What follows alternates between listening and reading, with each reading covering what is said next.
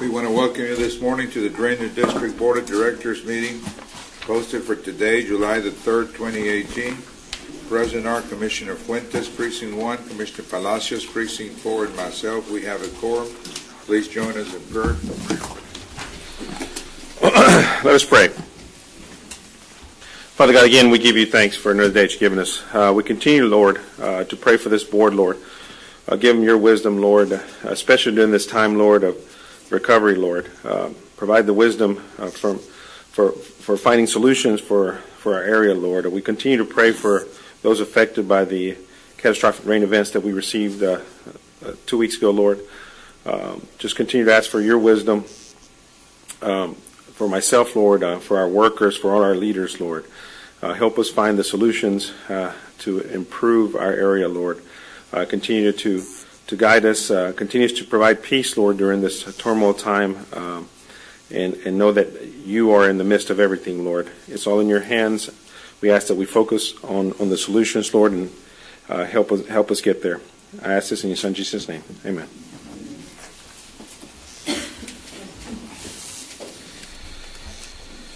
They're open forum. Mr. Garrett, did anybody sign up? Yes, sir. We do have 7 participants on the Drainage District.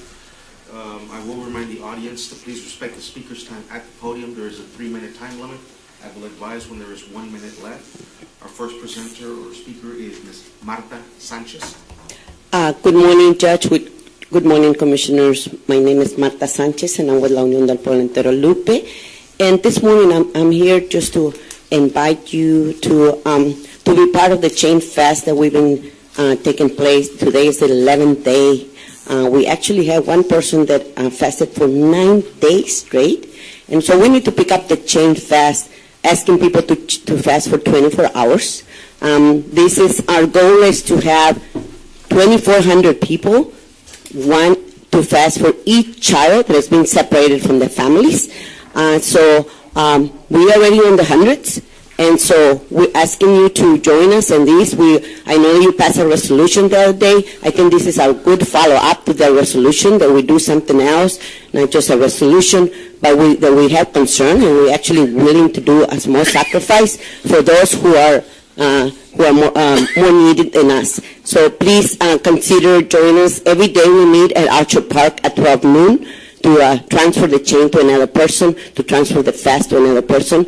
And so we'll be there until the 16th. And so we'll invite you to be part of these. I think that you'll be in company of really great people. And so thank you so much this morning for this time, and also for willing to do something for these children who have been separated from the parents. Thank you. Thank you, ma'am. Next presenter is Ms. Fern Clarity.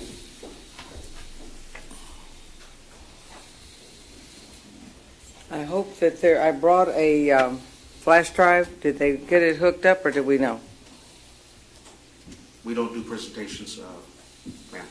It's just speaking at the podium. Okay. Well, we went out, and we have some people that came here today. I saw where Precinct 4 was helping Precinct 1.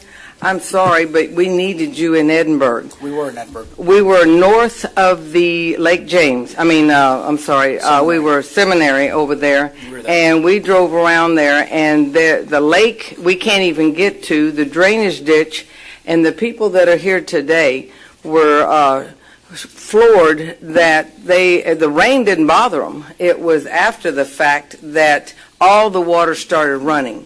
So I'm hoping that the Drainage District will look and see about a canal, that Doctors Hospital, McAllen, is letting their water, which this time, I don't know if it's because of the holding pond, is what I will call it, that put pressure on, but the drainage ditch ran over at Canterbury. I call it the Canterbury drain, and on Jackson, and shut down the roads there because they were full, and I don't think that's happened before. And then all of Edinburgh had nowhere to go. So all that water took off on the main drain of the drainage district and went that way and ended up on these people. The sun came out, there was no problem, and then all of a sudden the water started rising. So I don't know if you looked into that to see why it's doing that. And I know that the people here are still pumping. I went Sunday and drove around trying to find Edinburgh Lake, And these people have been 24/7 since it happened, and you see the pump, just the pump. So I know it's still working, and they still had a home on the lake because that's what it looked like. They lost horses and stuff. I think Norma's also going to speak. Good morning. First of all, I wanted to say, that I wanted to thank our first responders, our law enforcement, and across the county, everybody who helped each other. Not only that, all our neighbors who came out to help each other. I spoke to one of your workmen out there, Joseph. I did see him pumping on North Seminary. Ms.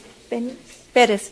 Ms. Perez out there, her husband, and that's the family that they're still pumping. Some of the other families are unfortunate enough, and they don't have pumps. So if we could get together maybe and go see them out there and see the situation. I know that there was 4 trucks out there pumping, a smaller truck. I spoke to that young man, and then his pump broke, so he was waiting for a mechanic. And so I think if we can just all get together, there's flooding across the county. As you all know, I know that across each precinct we have certain cities that are worse than others. And my other concern is where we want to build this courthouse. It was flooded. I don't know how we can get a permit to build a courthouse in an area that's getting flooded. I don't agree with it. We can move it. We were on North 281. It was not flooded, and it would cost the county a lot less. Thank you. Thank you. Next presenter is Ms. Donna Saldana. Oh. I thought she had a little more Oh, I'm time. sorry. It says Norma. My apologies. My apologies. Okay. Oh, Miss Norma, you were. Okay, then. Okay. Our next presenter is Miss.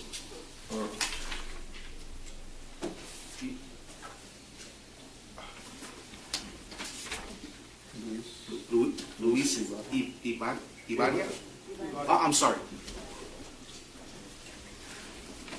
Good morning. We're from Texan Garden Mission, and we're being flooded out by irrigation district because we have a canal right behind the canal, the water canal for irrigation.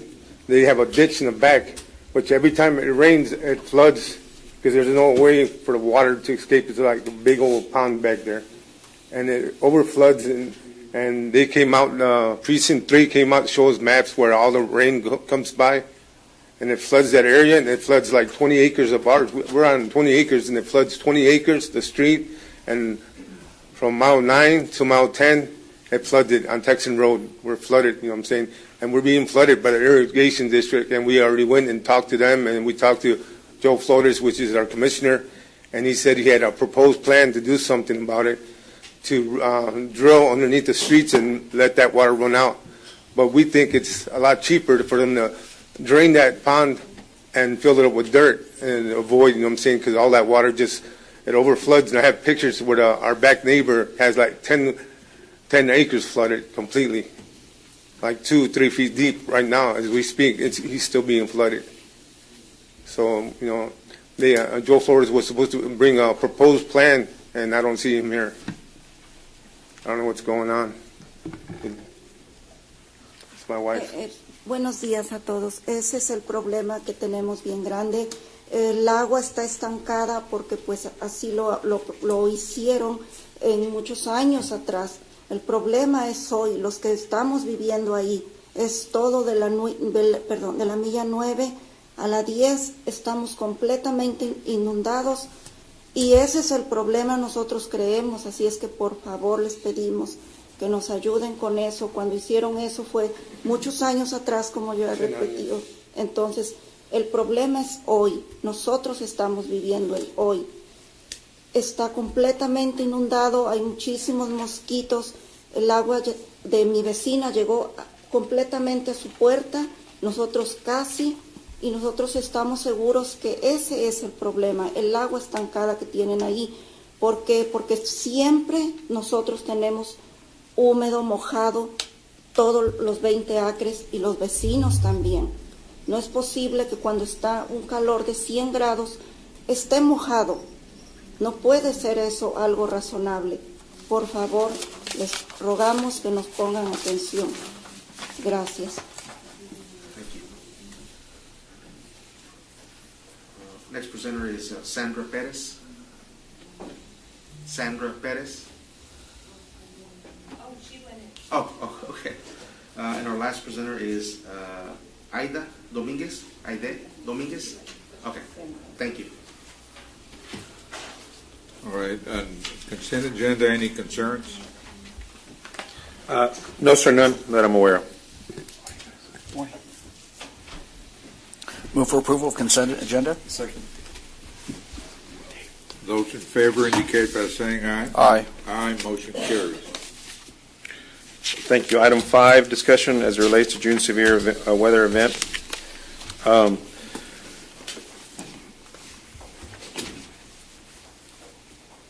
First of all, obviously we want to thank the emergency responders that responded to the rain event that we received. As it was mentioned earlier, also want to thank the precincts, Drainage District workers that worked the event during and after, and we're still working the event. The precincts are still evaluating. The district is still evaluating our system itself as far as any issues with the system, with weirs, erosion, whether it be washouts or things of that nature. We're still performing those duties right now, and we'll be doing that before we provide a report as far as how our system. But overall, our system, we did have some issues in some areas as far as washouts and blowouts and so forth. But we're addressing those issues, and we'll be shoring those items up. As I was mentioned, we had 15 inches of rain over in the Mission McAllen area, and then we had another also 15 on Westaco Mercedes area. In a 2-day period, that's a lot of water. And the rest of the county received almost 8 to 10 inches. So it was a catastrophic event, hurricane proportion without the winds is the best way I can describe it. We had a lot of rain in a short period of time, and we were spared because there were no wind damage that traditionally comes with a hurricane. System, it flowed well. Our system is set up to flow from west to east, and 495 north, it basically flows in a easterly and northeasterly direction, and 495 south approximately is the break line where it flows south in the IBWC floodway, and that goes all the way over to almost Iowa Road. Anything west of Iowa Road or the main canal that 15 has over there flows directly into the river, but most of it comes easterly. It's a big area that flows.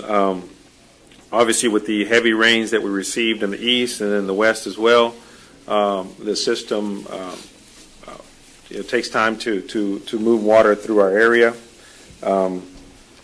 Mission, McAllen, Far, Westaco, Mercedes, Donna, San Juan, Hidalgo, Progreso, and Palmview.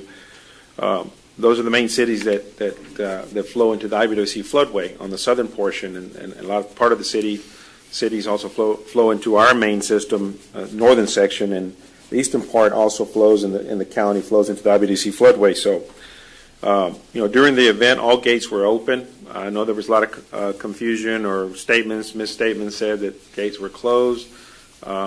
We manage 18 gates at the IBWC structures. The rest of them are managed. They have 501 gates that IBWC manages in Cameron, Hidalgo, and Willacy. And they manage all those gates.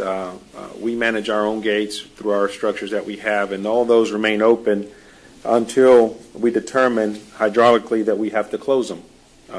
Obviously, that takes evaluation on an hourly basis, which we did during the event. We were also in communication with IBWC for their gates as well. Those gates remain open until the water in the actual floodway rises to a point where we can't have positive flow, and then we start closing gates and pumping. And in some areas the gates remained open. In some areas the gates were closed and pumps were set up. We worked in precincts 2 and mainly precincts 2 and 1 to close some gates and set up some pumping operations. With the help of the precincts, we were able to get that done. So that's just want to clarify that everything remains open until we determine that, whether IBWC determines for their gates and we determine for ours, the closure of those gates. We look at it to make sure that hydraulically we can have flow because gravity flow, it's a more efficient way to move water. Pumping operations is a last resort, but it is a method that we have to follow. But we try to manage everything via gravity flow because it's just an astronomical amount of flow that we can get through our system. As I mentioned, most gates remained open at the IBWC floodway. And also we have east of 1015 in the floodway, we have a diversion structure there that diverts water into the Arroyo Colorado through Harlingen downstream. That system has not activated until the actual event has passed, and IBWC has looked at rain gauges and looked at flow gauges to make sure that the water surface elevation downstream is adequate and has capacity to divert flow. That action started on Saturday. We were in close communication with IBWC. Those gates were slightly open to start diverting water, and that water gets diverted, as I mentioned, based on flow and capacity downstream. IBWC does not initiate that protocol until it is determined that there is capacity, and it was determined on Saturday there was. They were open, and throughout the day it was continued, monitored, and Sunday and then Monday they were open and continued to open until we could balance the system. Obviously that helps our eastern portion of our county. When water is diverted southerly in a southeasterly direction, the floodway on the eastern portion runs north, and when we divert water at that juncture, we alleviate obviously the upstream sections of McAllen, Mission, Far, San Juan, Donna, part of Wesco, but it also helps our eastern portion. Obviously, water surface is lowered. It's still moving north and it's still moving southeast, so that helps tremendously in getting those structures open to gravity flow. Excuse me. Our Panchita structure is another structure that we have in our northern section, and that's our North Flow Water Channel. That structure regulates the water that we send down our floodwater channel into Willacy, and we have to manage that water as well. So we initiated our Panchitas protocol on Thursday, the 21st, to start adjusting the gates to manage the water flow going easterly, and we manage those gates on a time basis to make sure that we keep the flow rate as per the agreement we have in place to manage the water downstream. And that took place till Saturday when they were fully open. So obviously from Thursday to Saturday we manage the water and make sure that we keep the water at the flow that we need to maintain. Pumping operations, as I mentioned, we had some areas where we had to set up pumps at the IBWC structures, mainly in precincts 1 and 2. Most of the pumps were set in precinct 1 at some of our structures that we have already built in place, suction and discharge, but we also had to lay some suction and discharge lines over the levee as well. And not only that, but we assisted precincts in setting up pumping operations in other areas over roads or to draw down water in some areas where pipes were clogged. We mobilized to open up some ditches downstream of pipes that were clogged to set up pumps to move water more efficiently out of the area. So that took place during that latter part of the weekend and the first part of the week. So that's kind of an overview of some of the stuff that we did and have done in the last 2 weeks. As I mentioned, we're still assessing our system to provide a report as to how well it held up as far as if we have any washouts or anything like that. Obviously, we had some reported in some areas, and we're addressing those. Plan moving forward. We have our Rainbow Drain, which is a project that's been presented since 84, I believe, or 86 through the WARDA, and we've been actively working on that project. That's a project that will help some of the western northern area, but we still have to look at channels to get water there. We have our Delta Water Management Project, was another project, also as a water management project, but also a reclamation project that we're also looking at. But our focus also has to be in the Precinct 1 area, in the central and southern area, where most of the damage, or we have seen most of the issues that have taken place in our system. A lot of that system, we do have mains that belong to us, but a lot of it is Irrigation District Number 9 through interlocal that we help maintain and improve. We have done some improvements in our system, on our Mercedes lateral. We also partner with General Land Office on funding that we received from Dolly to implement our east lateral, which helped tremendously and reduce some of the water surface. But we still have a lot of work to do. So, short-term plan, we want to implement a system in those hard-hit areas to manage that water more efficiently. Either create existing systems, widen existing systems, and create retention facilities to be able to manage that water and improve our outfalls into IBWC. And then long-term system is to look at the improvements of the overall system as a whole. We have a study in 2009 that estimates about $190 million of improvements in Precinct 1 alone. And obviously that's a large investment of improving ditches and so forth. But right now we're going to focus on, as I mentioned, creating a system that can address this short-term issue to eliminate. Our hope and our goal is going to be to eliminating the waters in the homes.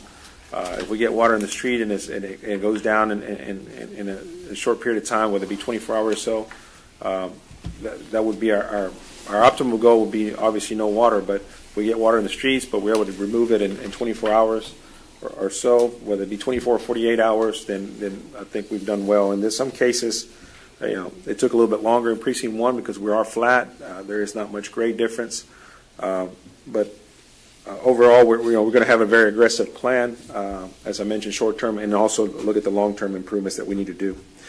We are working with IBWC. We have contacted IBWC. They reached out as well. Some of our lateral channels from our floodway that run into the pilot channel need some cleaning.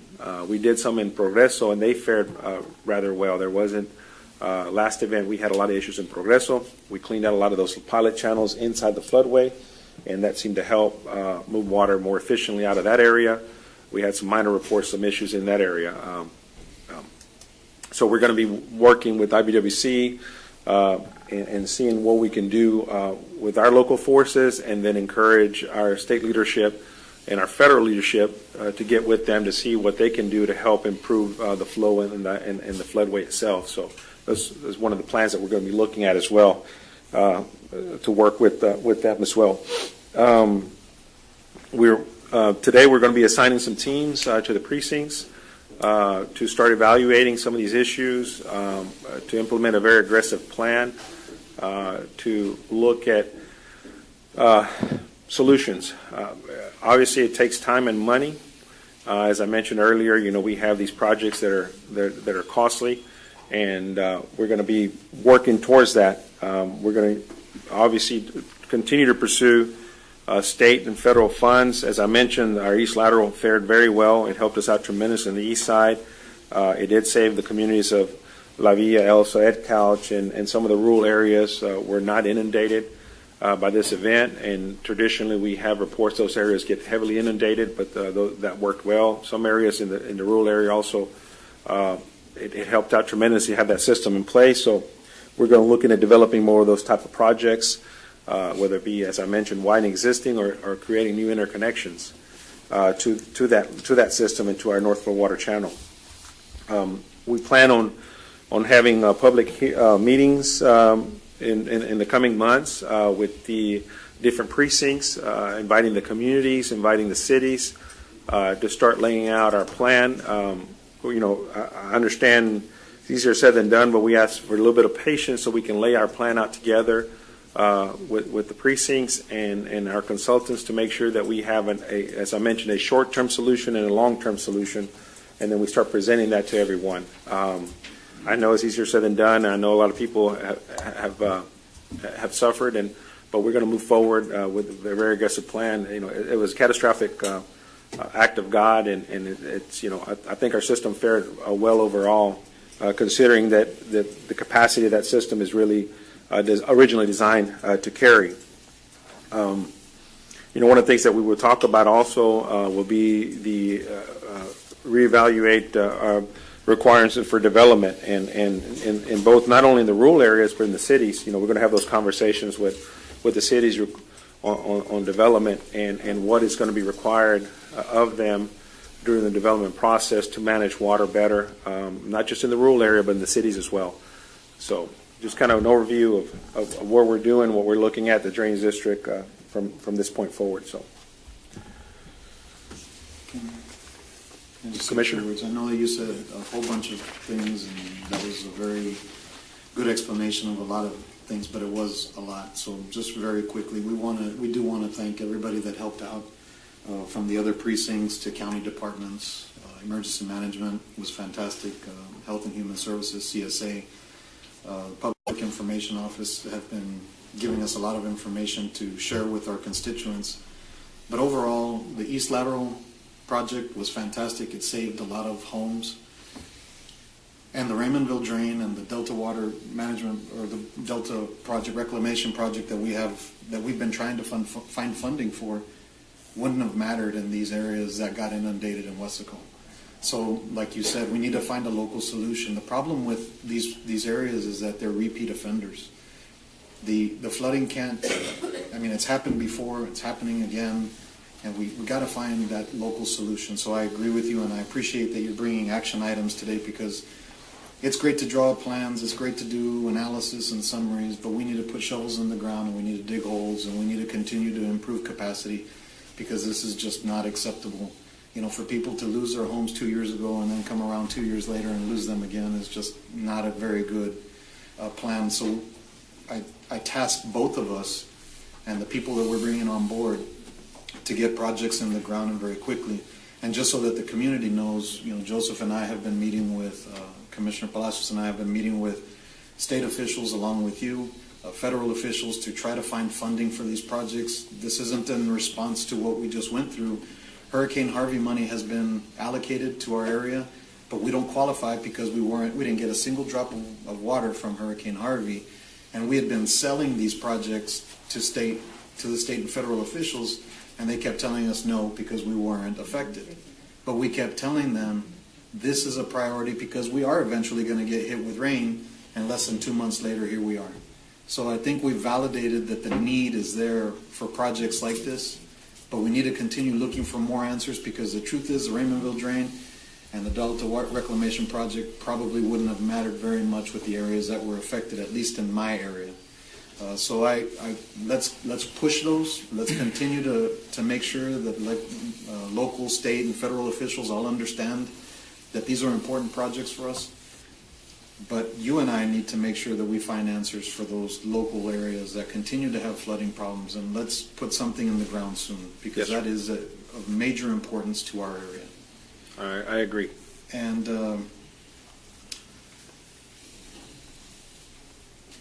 I appreciate that what your staff did.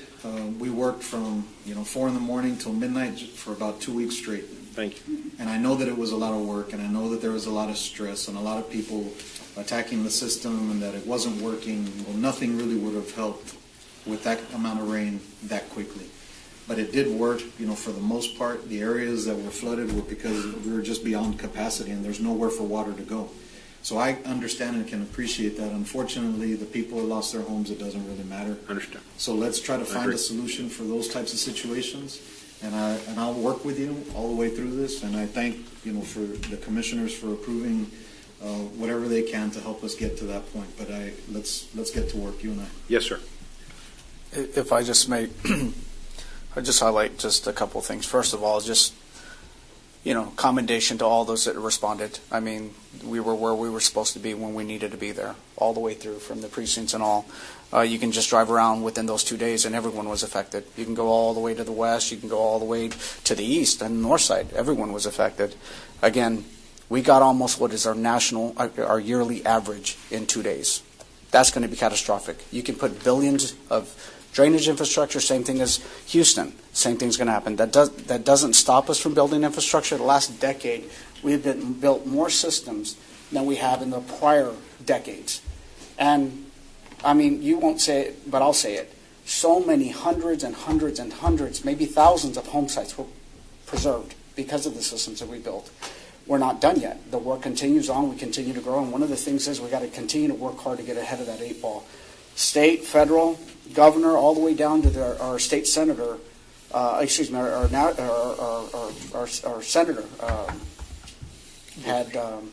Cornyn, are committed to local projects here. Everybody's doing whatever they can. We just need to continue building these systems. Again, it doesn't help the person that just lost their home. But what I do know is the team that's here, your staff, as well as this commission, will continue to build systems so that we can. Everything that we've done for the last decade, there are so many, and we can count so many areas that were preserved in that. Of course, the work will never end in drainage, just because as fast as we're growing. But we need to continue working together and finding those little solutions and the long-term plans that are going to work for all of our area. But again, I think for what we witnessed in those 2 days was we handled it very, very well. There were people affected nonetheless, but we got to continue working even harder. And I do agree with Commissioner Fuentes. There is areas that really do need some highlight, some attention, and I commend him on bringing together a staff or a group that's going to solve those problems. And every rain event, we go through this every time. We analyze it, we figure out where we can improve the system. One of the other things that we need our residents to really, and we didn't say it here, there was so much trash that was clogging our systems. So much. In every crossing, you would see loads of trash. And that is hard when you're trying to fight and preserve people's property, because it's not something we create. It's something that the community needs to be very aware of. There was, everywhere you turned, mounds and mounds of trash that we just got to police up better, and we need the help of our community. We got to help each other, and that's how the community can help us. But there wasn't an area where you did not see it. It was everywhere. Thank you, sir. That's all I have, Judge. I don't know. Are you familiar enough with either of the 2 incidents or circumstances that we heard about this morning from the individuals that just made their statements in open forum? To be able to respond. If you are, I would appreciate a response. The seminary area, it's north of the Edinburgh Lake Drain. It's a development that unfortunately is naturally low. The road, it's higher than the natural ground. In actuality, you drive into the property low, so it's naturally low already. Back in 2015 or right before there, I'm trying to remember, sir, we built a temporary bypass channel on the northern portion and western portion of the property, because after the event that hit, it flooded, and we were analyzing, okay, what's causing this issue? We started looking at it closer, got information, and we determined that the surrounding area to the west, northwest, is about 15 to 20 feet higher. And that whole watershed, all that water sheet flows southeasterly into this natural low. It's a natural low. So what we did, we built a bypass channel in the north and the west, and the last rain event that we received, the channel was able to hold and was able to keep the area pretty dry. This event, because of the amount of water, part of the channel eroded over top, and it went into that area. But again, it was a temporary system because the Rainville Drain, part of that leg goes on the northern portion of this property, or these properties here, and then we'll go northerly. So a lot of that area will be taken in. We are working to improve that temporary channel. It's only 50 feet that we got from the landowners temporarily, the owners to the north of the seminary area, to build this temporary system. We're going to be, as soon as the weather permits or ground condition permits, we're going to be reshoring it up, re-excavating it to try to manage that water. It was just an excessive amount of water that sheet flowed and came from the north. We do have internal storm sewer in the system. We shut a gate at the Edinburgh Lake Drain that all that water drains south into that storm sewer. We had to shut that gate, and we were pumping over it. Once the event passed and we opened the gate and equalized, we had positive flow. Water started going down, but It went down in the roadside ditches where we have inlets and so forth. The natural properties, as I mentioned, if you go out there, the road and the roadside ditch are a little bit higher than natural properties to the back. The other solution would be to look at some type of low, not very deep system in the back of the properties to try to grade that water southerly to the southernmost road with an inlet structure. But again, you're going to take in water there because it's a natural low until we build that fully bypass Rainbow drain system that's going to help on the northern section. Elevation-wise, some of the homes, there are some elevated, but some are built at grade. So it's very hard to fight that water when it's built that low in natural ground. That's an established development that's been there for ages. I don't remember the date, the time, or the dates when that was created, sir. But that's the issue there that's taking place in that area. Thank you. Yes, sir. And I don't. What was the other? Is that the only one that? Texan. Come again? Yeah, I was in Mission. Oh, go ahead. I'm not familiar with that one, but we are going to take action today to get a team together in the Precinct 3 area, and Mr. Salazar has already documented that area. We'll be visiting with our consultants with the precincts and then getting information from the precincts. Mr. Gallardo was very helpful during the event and after the event from Precinct 3, communicating with myself, my staff, and documenting areas, issues. So my consultants are going to be focusing on that precinct to evaluate those issues and then come up with solutions. Same with Precinct 2, same Precinct 1 and Precinct 4. We're going to be communicating to try to get, as I mentioned, a short-term plan and then a long-term plan, so to address some of these issues. So, but that's one of the issues that we will look at through our consultant and the precinct to make sure we try to address that, sir. All right, sir. Thank you. Item 6. Item 6, presentation of Dow County Drainage System 1 2018 debt overview by Estrada Hinojosa Investment Bankers, financial advisor of the district. Just a quick presentation on what we're looking at our debt restructuring and then the possibility of, again, with this catastrophic event and this exercise that we're going to be doing here in the next few months to look at the possibility of even restructuring or redoing a bond issuance. I know we have the $100 million bond issuance that's still pending there that has not been released for the Rainbow Drain. We're going to have that discussion with the board and look at eliminating that one and the possibility of going after something to address some of the Precinct 1 issues that we've seen and look at closely other areas as well. But Mr. Sai will make that presentation. Thank you, Mr. Cecino Hinojosa, for the record, with Estrada Hinojosa Company. Good morning, sir. Good morning to all of you. I think, if anything, this is sort of a debt overview of this district, and unlike the county, this district has about 9.5 pennies of property taxes that it operates under, and pretty much as it's done for the last 5 years at least, the breakdown between what it takes to run this district is about 5 cents, and to pay debt is about 4 cents or 4.5 cents.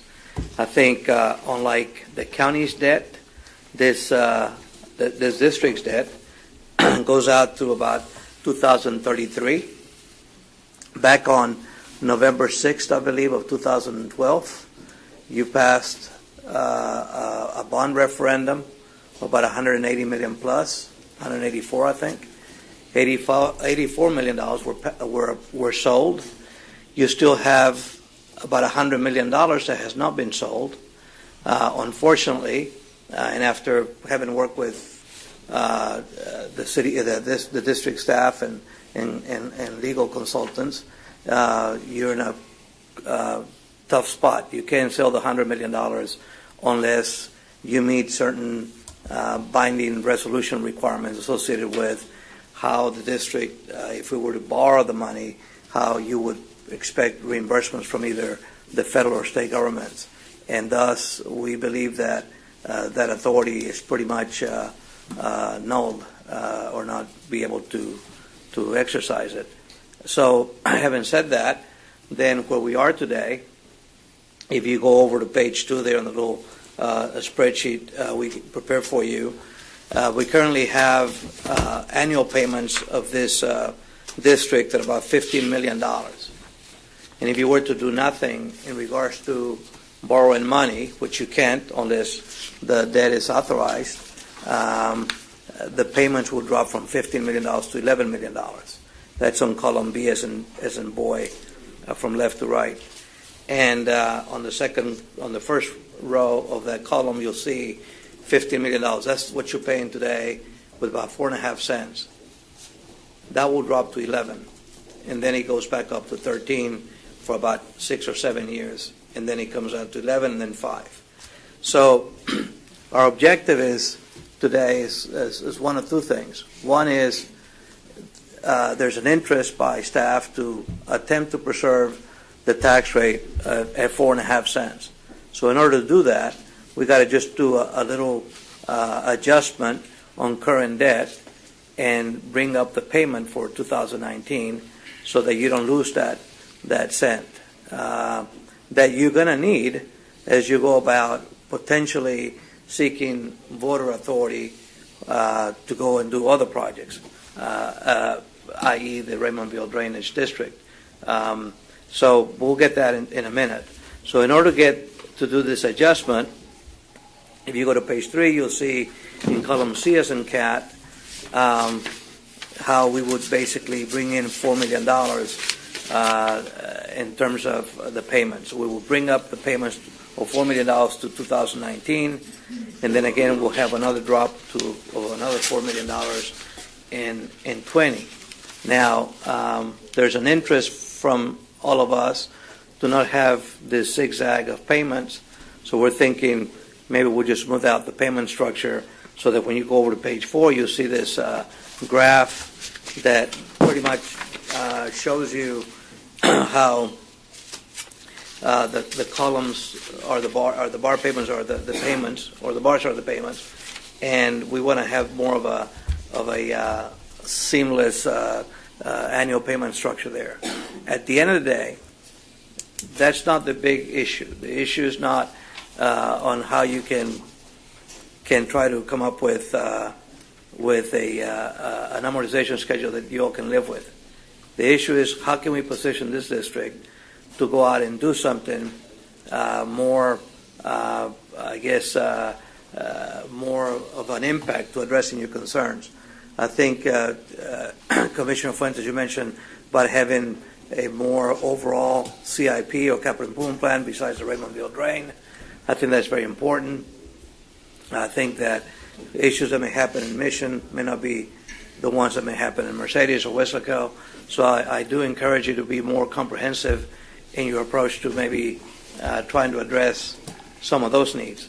But the Raymondville drain is a project that's been discussed now for well over 20 years. And today, if you were to go to page 5, if we do this little Band-Aid approach in terms of preserving your tax rate, that's one thing. And the question is, how can we go about borrowing, let's say, $50 million?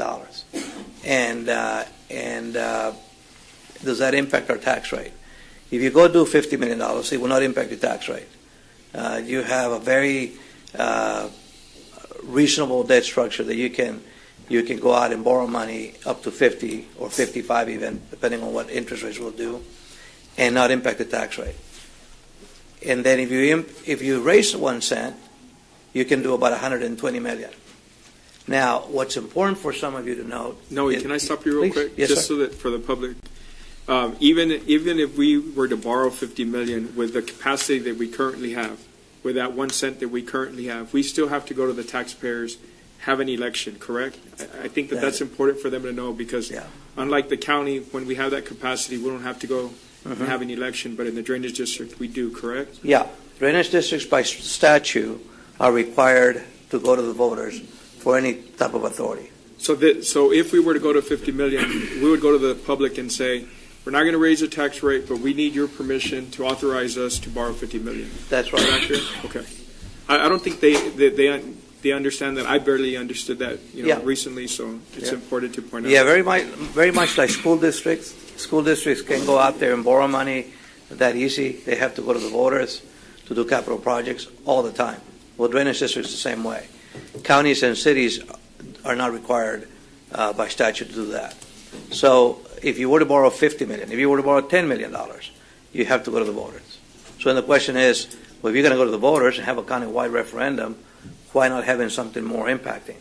So what has been said to us by consultant engineers and others who work with the drainage district is that if you were to go about seeking authority to borrow money and expect some sort of a reimbursement from either the federal government through the water program or the state government, I think that's what's valuable to you, that if you were to put $100 million, how much could you get back? And what we know is that by federal law, if the project were to qualify, like in this case, the Raymondville drain, from WARDA, you could get up to 70% or 70 cents on the dollar. So if you put $100 million, you could get $70 million back. When you get that $70 million back and you reinvest it into that same project, conceivably you could get another 70% of that $70 million. So that's another $49 million. So as you go about investing into this project, the question is how much money can you put in as a seed into this overall project. So we've been told by the consultant engineer that the project may require $400 million over the next 8 to 12 years. Fair? Yes. And if you wanted to get to $400 million, well, you could call a bond referendum for $400 million.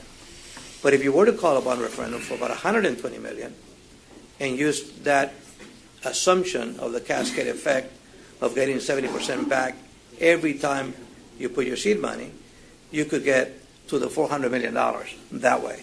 So you go out and borrow 120. You're not going to spend the 120 in 1 year. You're probably going to spend it over 3 to 4 years. Well, you're going to get reimbursed for that 120, 70%. There were some assumptions that you could get about 90% at one time, back in 2012. Well, we exhausted that assumption. We exhausted that representation. We just cannot get to the 90%. But 70% is there. I thought it was 75, no? It is 75. Okay. It's 75-25. Okay. Okay. Well, thank you for that clarification. So at the end of the day, if it's 75% and you get in the state to help you, like I think Senator Hinojosa helped you through on the rider, we ended up getting some money from the Water Development Board and TxDOT too. So if you put all that money, if you put all those efforts together, conceivably you get more than the 75%.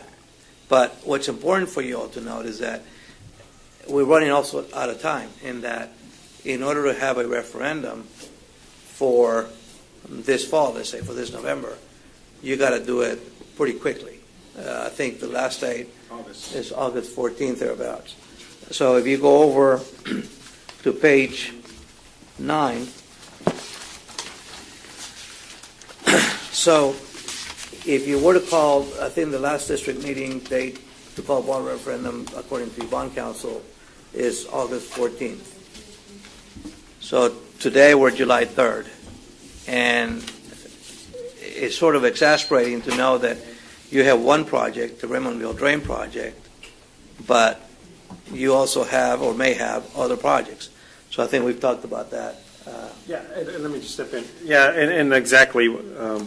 Hinojosa, what the example he's using is obviously on a WARDA-approved project, Army Corps of Engineers sanctioned project. But as it was mentioned earlier, and what we're going to be looking at, yes, it's a very important project, but we need to focus on the Precinct 1 area that was hardest hit.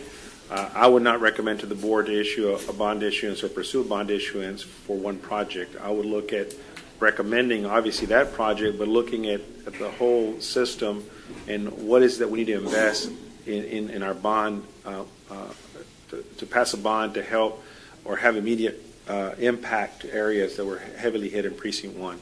And I appreciate Noe's explanation of the 75 and how we can get it back, but we have a more immediate need in other areas. The Rainbow Drain it's a great project, and we're still going to pursue it. We've had conversations with with other individuals at the state level and federal level, and we may be able to get funding from the federal government to it. So we're working that angle of it.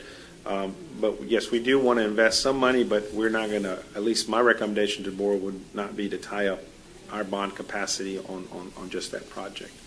Yeah, maybe we could even have two items, one item for local, one item for these long-term projects, because the explanation of the long-term project of having to rely on the government for 25% kind of clouds the issue a little bit when we have an immediate need in the county, especially in Precinct 1. So maybe we have two items. We prepare ourselves to see how much it's going to cost the drainage district and see what the county can do to kind of give the public a level playing field of maybe making an adjustment at the county level to help the drainage district. We need to look at all those options, and we have to look at them quickly. And of course, the only thing that would be subject to reimbursement would be the WRDA project, obviously, and that would be spelled out.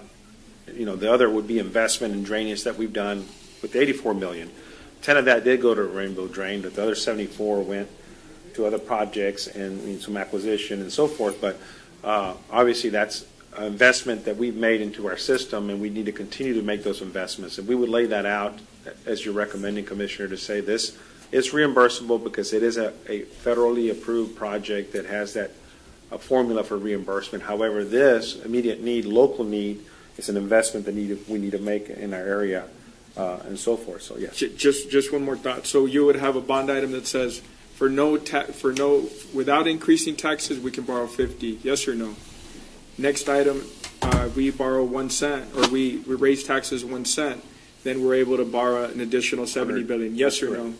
And that way, we don't give up the opportunity to borrow the 50 with zero impact. We'll work with but you guys offices to make sure we get the right information. We want to get a team together to help us get the information out as well. We're working on that today as well to take action, to put a team together to help us get that information out to the public. We're working with all your offices as well.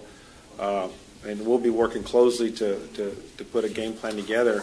And I know we're talking about November, but there's also opportunity at the beginning of the year. So it's going to be that discussion to talk to the board and make sure that we put a very concise plan put together, because we still have to develop some solutions, and we want to make sure that we make the right evaluation and put the right solutions before the voters.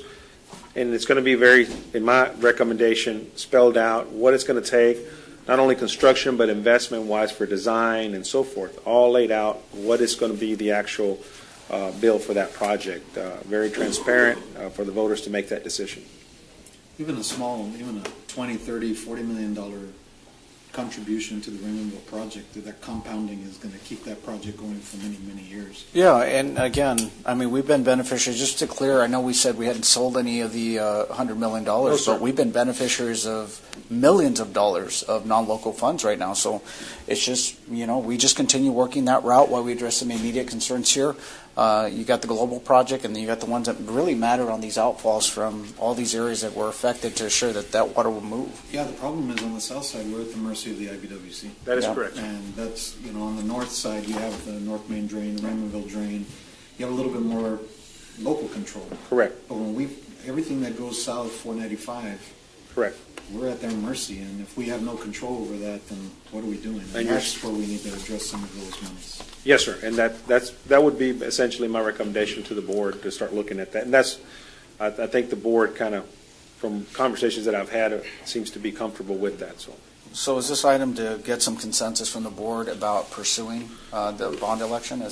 Well, two things. One is your wishes to attempt to preserve the tax rate by doing this accelerated payment on your debt, and keep the payment on debt as evenly as possible, so that you go about doing a bond referendum, the impact going forward on capacity is not affected.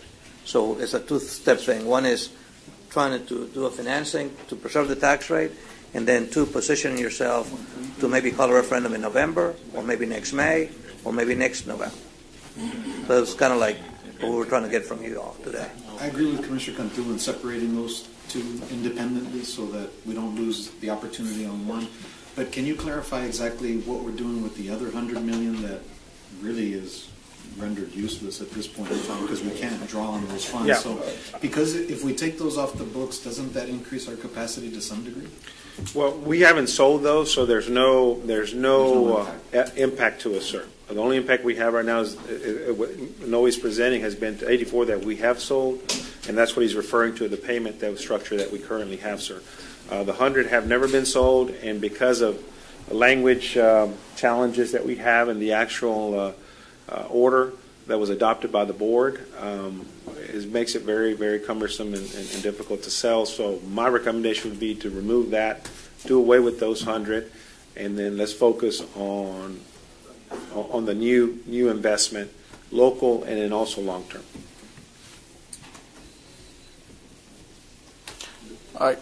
Well, it's just my position. I don't think it's one thing that we should defer out to another year. I think it's something that needs to be addressed with what happened in Houston with Harvey and what's happened just now. I mean, we're just a storm away from catastrophe. I think the right thing to do is put it in the voters' hands. I think we should move on. I think we've needed to move on. And I know that $100 million still looms and looms, and we still acquire, but we're only requiring for those particular projects as opposed to ones that are direly in need on some of these systems on the south side that we need to develop. So I'm in favor. We're just sitting here waiting. And Yeah.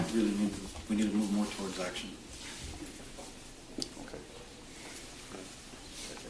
So November, Noe? Thank you. We'll start that process of working with all your offices, obviously, and our consultant teams and our PR teams to start that process of getting information put together concisely.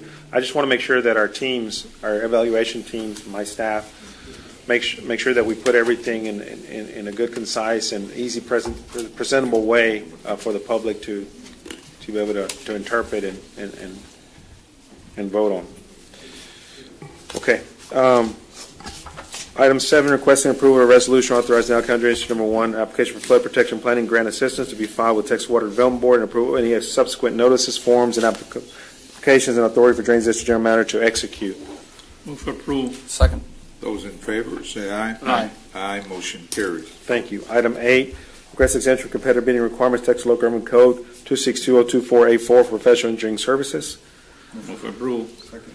Those in favor, say aye. Aye. Aye, motion carries. Item E, presentation of scoring grid for the purpose of ranking by the Board of Directors. The firms graded and evaluate the district's approved pool of engineering firms for the provision of professional engineering services and flood evaluation for Precinct 1 June 2018 rain event.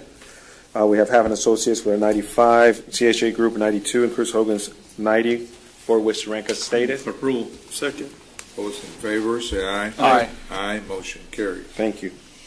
Item C, pursuant to the board's approval, requesting authority for Dow County Drainage District Number 1 to negotiate a professional engineering service agreement with the number 1 ranked firm of Hafen Associates, Inc. for the provision of professional engineering services for flood evaluation for Precinct 1 June 2018 rain event. Move for approval. Second. Those in favor, say aye. Aye. Aye, motion carries. Thank you. Item 9A, request exemption from competitive bidding requirements, Texas Local Government Code 2620224A4, professional engineering services. Approval. Second. Those in favor, say aye. Aye. Aye, motion carries. Thank you. Item B, presentation of scoring grid for the purpose of ranking by the board of directors of the firm graded and evaluated to the district's approved pool of engineering firms for the provision of professional engineering services for flood evaluation of Precinct 3 June 2018 rain event. We have Javier Hinojosa with 89, LNG Consultants Engineers, DBA LNG for 94, and Contract Engineering PLC for 92. For the board, which rank? Second. Those in favor, say aye. Aye. Aye, motion carries. Thank you. Item C, pursuant to board's approval, request authority for the Allen County Drainage District Number 1 negotiate professional engineering service agreement with the number 1 ranked firm of LNG Consultants Engineering, Inc., DBA LNG Engineering, for the provisions of professional engineering services for flood evaluation Precinct 3 June 2018 rain event. For approval. Second.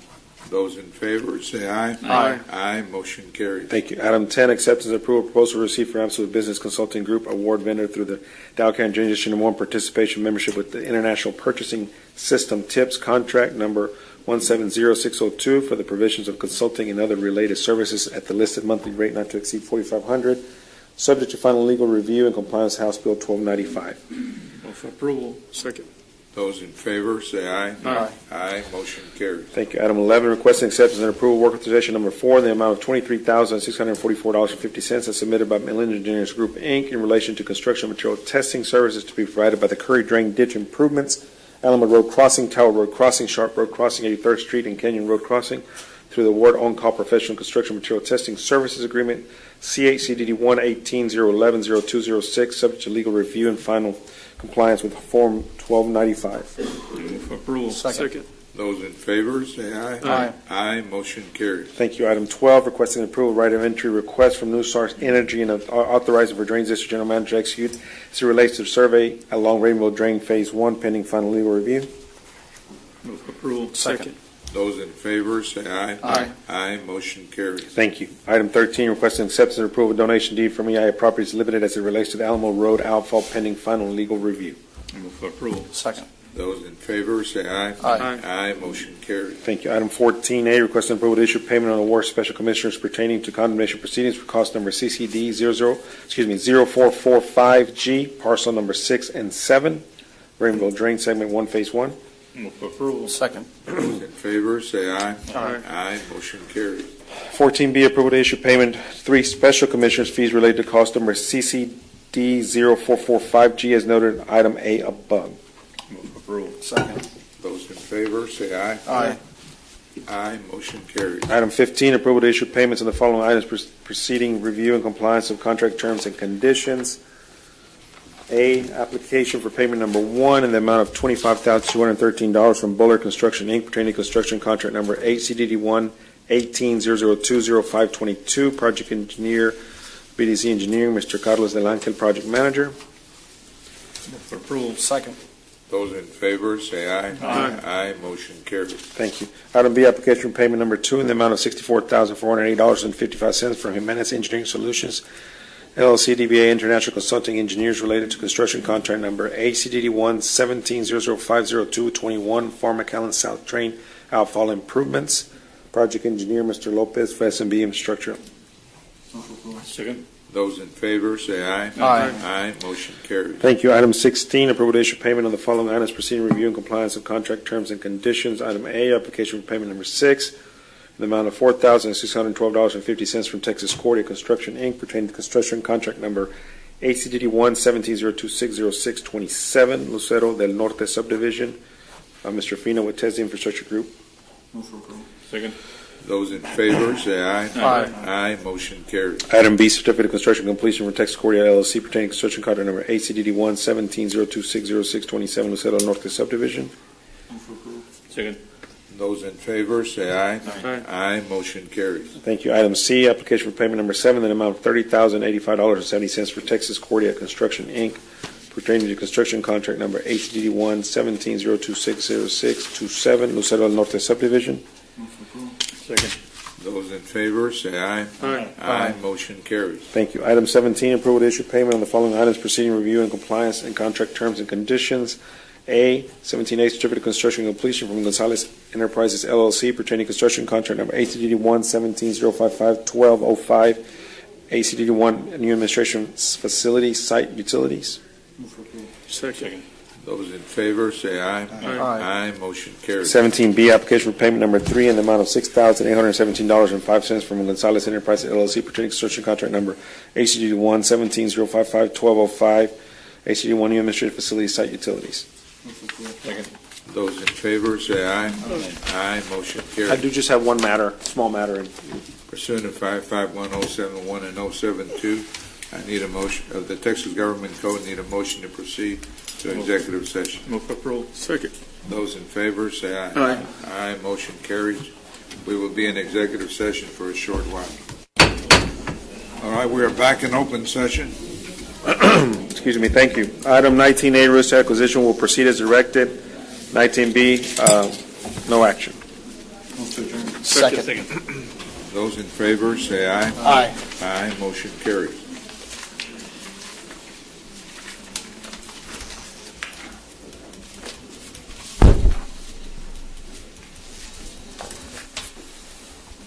Need a motion to adjourn?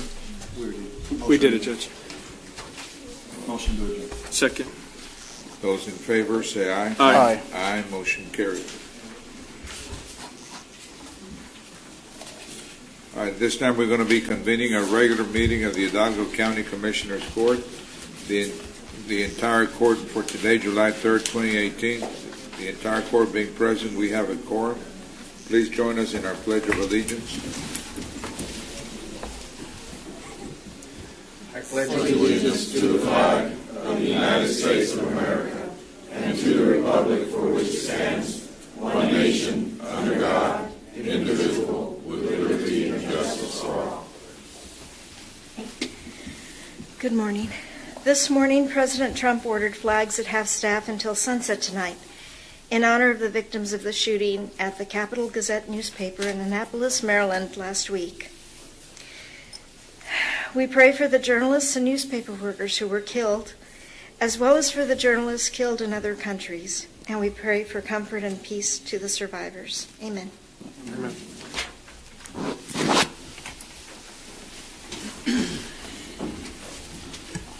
This time we're going to take some items out of order.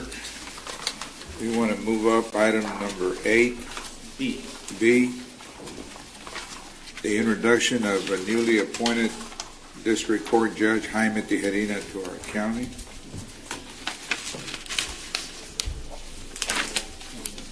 Can I move forward? Yes, sir. You got the floor, Judge. Thank you, Judge, and thank you for Commissioners for having me here today. Most of all, I feel blessed that the Governor entrusted me to hold this position once again. I never thought I'd be a district judge in Hidalgo County again, but I'm honored and privileged to serve the residents of Hidalgo County for another 6 months. I really just hope I can move the docket along. I think the county owes some gratitude towards Judge Robert Garza, who came in there most of the time and handled the docket for weeks at a time while there was a vacancy. There's still some things to be done there.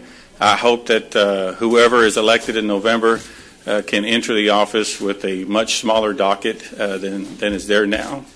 But I really feel honored and privileged to serve the people of Hidalgo County again. And once again, I thank you for having me here today. Thanks again. Good luck, Judge. Thanks. Thank you. Thank you very much, Judge.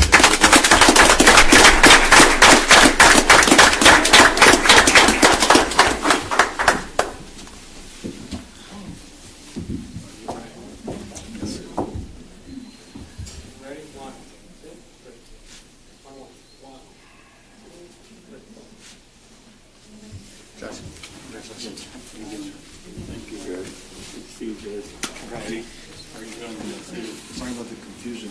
No, I know. Thank you, guys. Thank you. We're trying to get the mayor's attention. Now I'm going to go to work.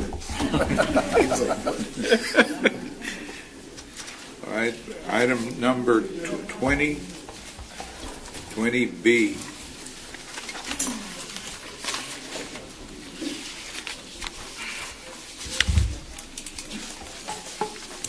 Purchasing again.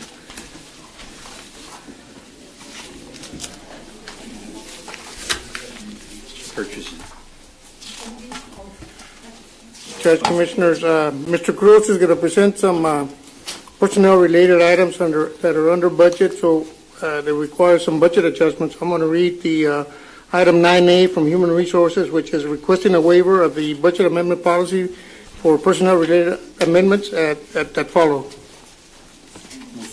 Second. Those in favor, say aye. Aye. Aye. Motion carries.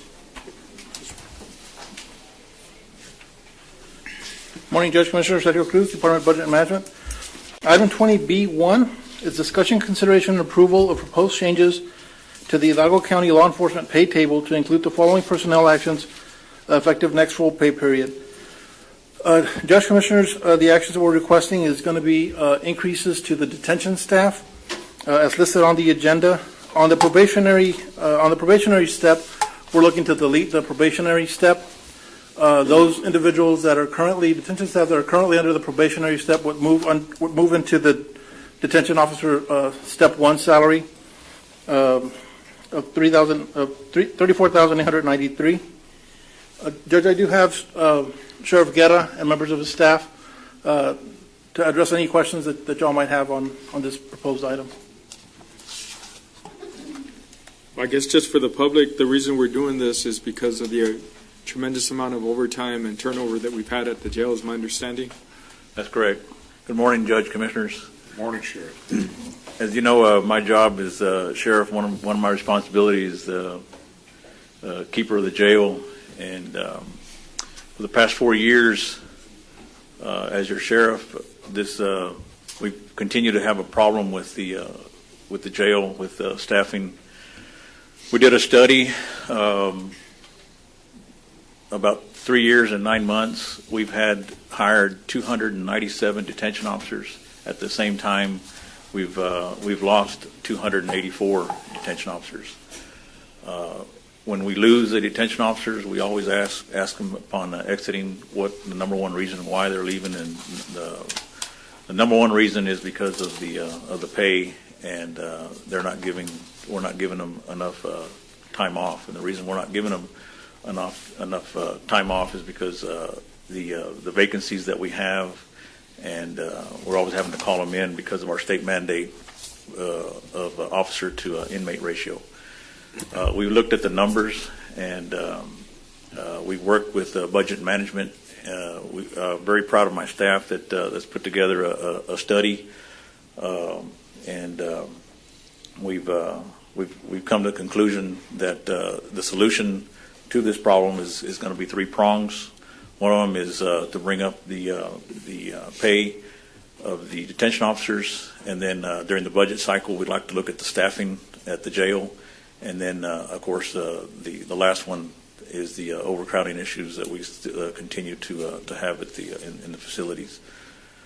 So we'd like to have your support on this first prong approach to bring up the pay for my detention officers. I think right now, I don't know if y'all saw a copy of the studies. If y'all would like to have a copy, we'll get it to you. But our comp time and our rescheduled holiday time at the jail is to a point to where it's not manageable. It's a reflection of bad management, and we're here to correct that. I'd like to make a motion for approval. Second. Those in favor say aye. Aye. Aye. Motion carries. Thank you. Item B2, which is also in accordance with the pay plan, is going to be discussion, consideration, and approval to add steps 2 to 10 to detention officers' first lieutenant position. Second. Those in favor say aye. Aye. Aye. Motion carries. Item B3 is discussion, consideration, and approval to increase between step adjustments of 3.5%. Basically, what this is just every step increases by 3.5% from the previous step, and that's the gap that we're using for this pay plan, similar to what we've used for the regular position, step and grade one. Move for approval. Second. Those in favor say aye. Aye. Aye. Motion carries. Before discussion, consideration, and approval to add armed detention officer assignment pay, level 2, limited to 40 detention slots. Those in favor say aye. Aye. Aye. Motion carries. Item B5 is approval of the revised Hidalgo County law enforcement pay table. Judge Commissioners, there is one change on this pay table that is not necessarily just limited to detention staff. It's regarding the communications officers. The communications officers are part of the pay plan. There's no change to the pay of the communications officers. However, we are adding that communications officers can be hired at the constable's office. We currently have, I believe, 2 communications officers at the constable's office. We're just opening it up to them. The requirement for them to be certified and continue their certification hours is still a requirement for that position. So moved. Second.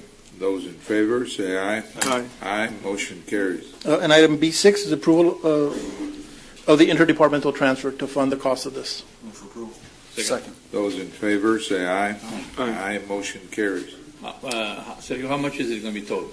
Total for this year is going to be $555,000. For next fiscal year is going to be $149,000 for fiscal year 2019. 1.1. What? 1.1. 1.1. 1.1. Right. Not 100 and some thousand. Oh, sorry, 1.1 million. Yes, sorry. I apologize. Thank you, sir. Thank you, Judge Commissioners. Thank you, Judge. Commissioner. Thank you, gentlemen. Judge, while we're on that page, there's an item under budget, item 20D. It's a personnel-related item. Can I go ahead and take care of that?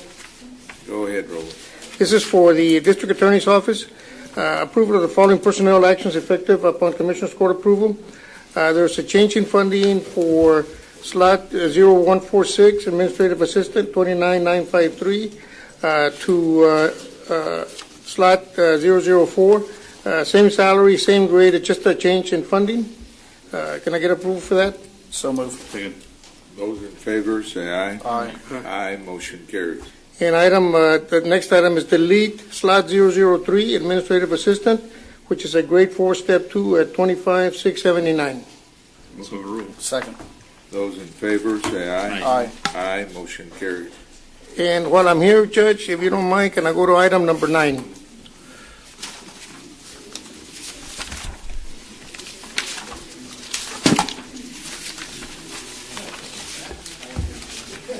Go ahead, sir.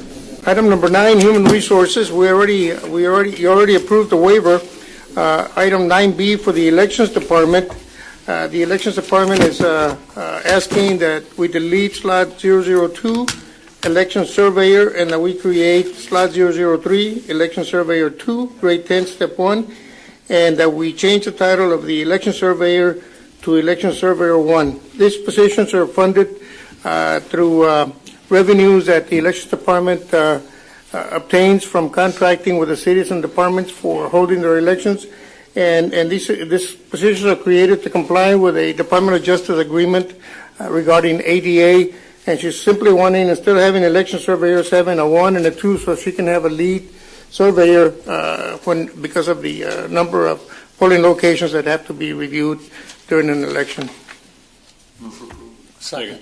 Those in favor, say aye. Aye. Aye, motion carries. Item 2 is approval of the revised classification position list. So moved. Second.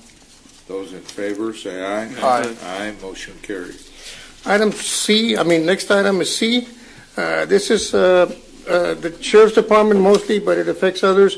It says approval to change the title of 6 regular full-time positions from communications operator to switchboard operator, effective next full pay period, 7/9/2018. Currently, the sheriff has communications officers, and these positions are confused. They're really not communications operators or communications officers. They really are switchboard operators. So we want to change the title from communications operator to switchboard operator for the ones in the sheriff's department and some that are in the constable's office.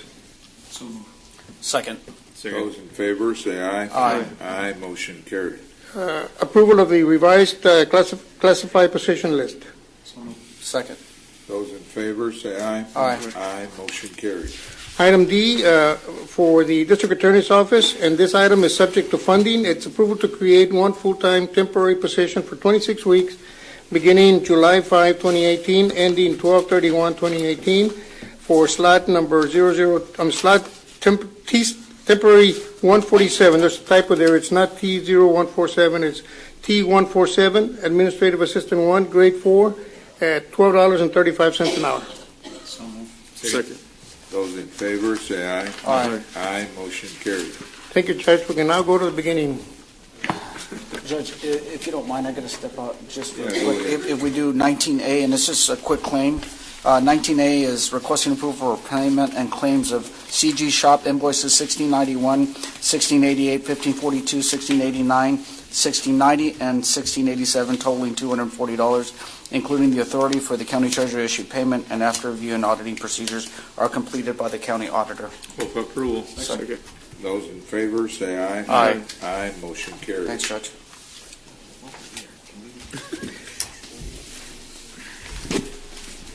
Judge, if I may, we do have the consent agenda.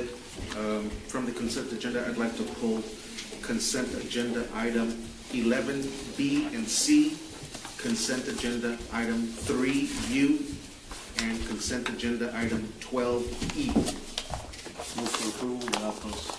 Second. Those in favor, say aye. Aye. Aye, motion carries. Consent agenda item 3U, there is no action to be taken today. Ms. Marty, consent agenda item 12E.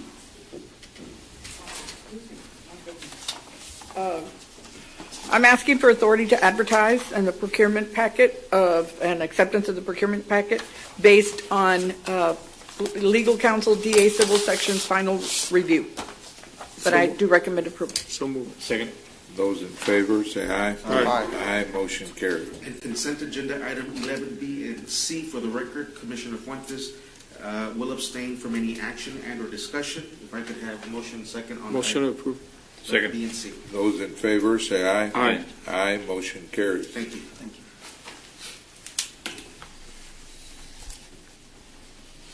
All right, our HIDA task force. Judge, oh, there's Ms. Rosa.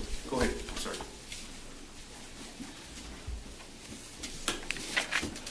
Good morning, Commissioners. Judge Rosalinda Cantu presenting for the District Attorney's Office. Item 5A is requesting Commissioners Court approval of a finding and authorization pursuant to Article 3, Section 52A of the Texas Constitution for HIDA to purchase promotional items for a period of July 3rd, 2018 through December 31st, 2018. Move for approval. Those in favor, say aye. Aye. Aye, motion carried. Thank you. Item 6, our sheriff's office. Excuse me, I need a correction to that. That should include both HIDA, there was a typo, both HIDA and the Hidalgo County Public Affairs Department. It covers both. Public affairs? Or the- Yes. If that could be for the record. Well, under the HIDA task force? Yes, it covers both. It was supposed to be a request for both. Do we need to do another motion? Do we have to do To include another the- motion? No, no? The public affairs. We better. Okay, move for approval. Second. Those in favor, say aye. Aye. Aye, motion carries. Thank you. With correction. Item 6, Morning, Judge, Commissioners, Captain Herrera with the Sheriff's Office.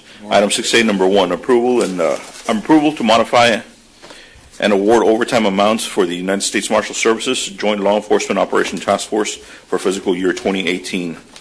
Modified award for overtime of $9,895 with 0 cents. Second. those in favor, say aye. Aye. Aye, motion carried. And number 2, approval to deobligate funds from the United States Marshal Service Joint Law Enforcement Operation Task Force for fiscal year 2018 in the amount of $5,000 to reflect modified award of overtime, for overtime. Move for approval. Second. Those in favor, say aye. Aye, motion carried. Number 3, approval to deobligate revenues from the Joint Law Enforcement Operation Task Force for fiscal year 2018 in the amount of $5,000 to reflect modified award for overtime. Move for approval. Second. Those in favor, say aye. Aye, motion carried. Item B, number 1, authorization to accept the approval notice for, in reference to Operation Stone Garden fiscal year 2017 for the amount of $1,500,000. So move. Second. Those in favor, say aye. Aye. Aye, motion carried. Number 2, authorization and approval for county judge as authorized official to electronically accept the grant award from the related documents. Move for approval. Second. Those in favor, say aye. Aye. Aye, motion carried. Number 3, authorization to pay the overtime reimbursable under the grant terms and conditions. Move for approval. Second. Those in favor, say aye. Aye. Aye, motion carried. Number 4, approval of certification of revenues as certified by the county auditor for fiscal year 2017 Operation Stone Garden grant. So move. Second. Those in favor, say aye. Aye. Aye, motion carried. Number 5, approval to appropriate the budget for Sheriff's Office portion of the fiscal year 2017 Operation Stone Garden grant in the amount of $1,500,000. So moved. Those in favor, say aye. Aye, motion carries. Thank you. Thank you, sir. Item 7, our JP. Yes, there'll be no Precinct action on that. After the circumstances were noted, she is going to be submitting her reimbursement through requisition and PO protocol. So no action. It'll be resolved.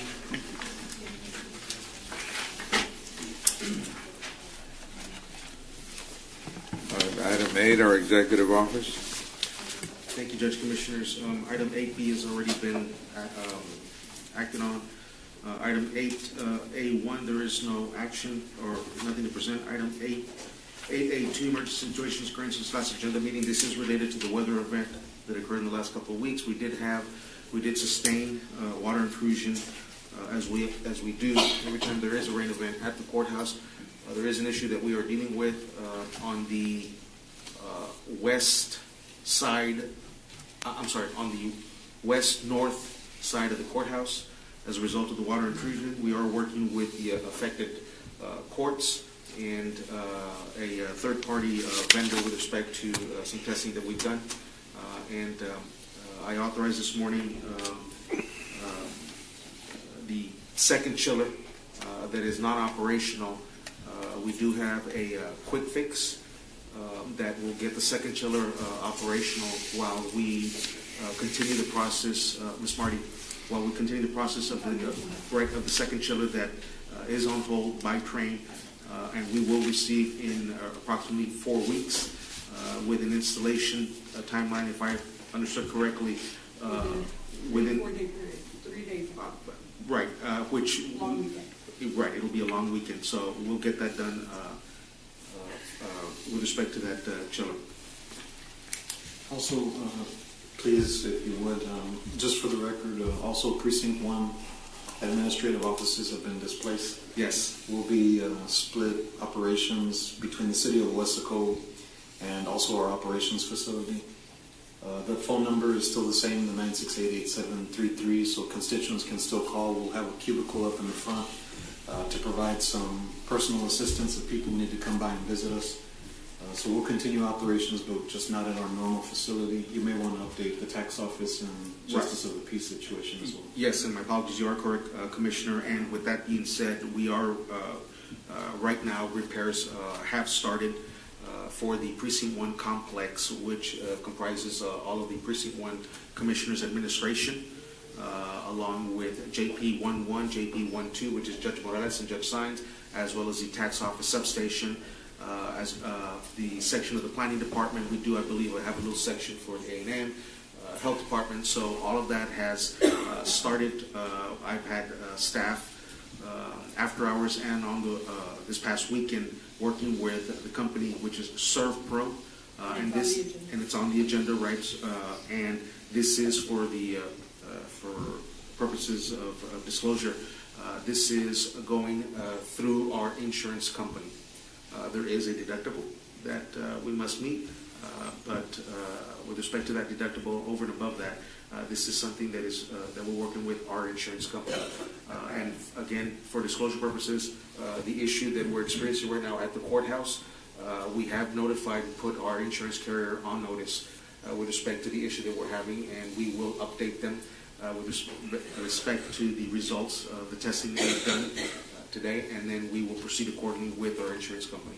But we do expect to be displaced for 3 to 6 months. 3 to 6 months is the timeline that we've been given. Obviously, we are in working with ServPro. We're asking them to operate as quickly yet efficiently to make sure that when it's all said and done, that we will have a facility that the commissioner and everybody that was affected there that's going to walk back in to a healthy building. Well, that's the mitigation part. They're taking everything down. The build back is not included in this. This still requires the build back of the facility, which is being done through also the adjuster to get us the claim. Yes. And be able to do the build back. So this is just to remove sheetrock that's wet. Anything that is affected is being torn down. But it does not include the build back. Right, and I do want to stress one thing that while it was reported that we had anywhere from 12 to 18 inches of water in the facility, the 12 to 18 inches, when it's all said and done, when you do remediation, you're talking about removing essentially anywhere from 7 to 9 feet of sheetrock. Again, because of the absorption. Right. And so there were the entire building, again, and the furniture. Right, all the furniture. Anything made of particle board, anything made of masonite is going to swell and no longer usable. All electronics were affected. Correct.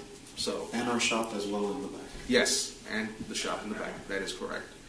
So good. And as was stated earlier, we just asked for some patience with respect to the operations of the precinct until we get the facility back up and running. And as Commissioner said, there is an item on the agenda today on finding office space for them temporary, as well as a courtroom for the JPs to. Right, which is to something use. that we work with. But that'll be on Commissioner. under purchasing. Right, working with the city of Westerville. I just wanted to state for the record that our office was relocated. Right. Waldo, were you going to update us on translation services? Translation services, yes. With respect to the translation services, I actually had a planned meeting that was scheduled right before the weather event. We got sidetracked. I did get additional information. I was working with Mr. Victor Garza. We have Mr. Garza from Josephine's office has been in communication with their corporate headquarters, the Lupa de Arise, their attorney. Again, there was going to be a scheduled meeting. We all got sidetracked with the weather event. I did get additional information. There was a meeting with the judge that was held. I do have additional information, and I will be calling a meeting with all concerned. And there is a plan in place, or a proposed plan in place for the translation services for the drainage district. And then we will work on the limited translation services for the Commissioner's Court on certain items. Okay. Thank you. We have item 10, Urban County. Item 10, Urban County is next. Good morning, Judge, Commissioners. Morning, sir. Item 10A, a resolution authorizing renewal of the revolving line of credit with Lone Star National Bank of McAllen for the Urban County program with authority for UCP to draw from such line of credit. Second. Those in favor, say aye. Aye. Aye, motion carried. I abstain. Item 10B, requesting approval to reauthorize the Urban County Program Director to approve certain change orders on Urban County projects. So move. Second. Those in favor indicate by saying aye. Aye. Aye, motion carries. Item C, the Urban County Program requests authorization to advertise for the construction and related activities for all projects identified in the 2017-2018 one-year action plan, subsequent amendments, and Colonia-funded activities such as the Texas General Land Office, Texas Department of Agriculture, and Texas Department of Housing and Community Affairs, etc. So move. Second. Those in favor, say aye. Aye. Aye, motion carries. Item D, requesting approval to redesignate Urban County Program Director as certifying officer designee for environmental review procedures for entitled entities assuming HUD environmental responsibilities, CDBG, Home, ESG, Colonia, TDHCA, TDRA, GLO program, and etc. So moved. Second. Those in favor, say aye. Aye. Aye, motion carries. Item 10E, requesting approval to reauthorize Urban County Program Director to sign and execute contracts and agreements after Hidalgo County Commissioners Court approval as they relate to all Hidalgo County Urban County Program projects and those included in the annual consolidated plan. Move for approval. Second. Those in favor, say aye. Aye. Aye, motion carries. Item 10F, 1, requesting exemption from competitive bidding requirements under the Texas Local Government Code 262.024A4 for professional engineering services. Move for approval. Second. Those in favor, say aye. Aye. Aye, motion carries. Item F2, presentation of the scoring grid for the purpose of ranking by Commissioners Court of at least 3 engineering firms from the county's approved pool as graded and evaluated by the City of La Joya, the Urban County Program, and the County of Hidalgo Purchasing Department in connection with the funded through Hidalgo County Urban County Program years 27 and 28, the La Joya Street Improvements Funds. Move for approval. Second. Those in favor, say aye. Aye. Aye, motion carries.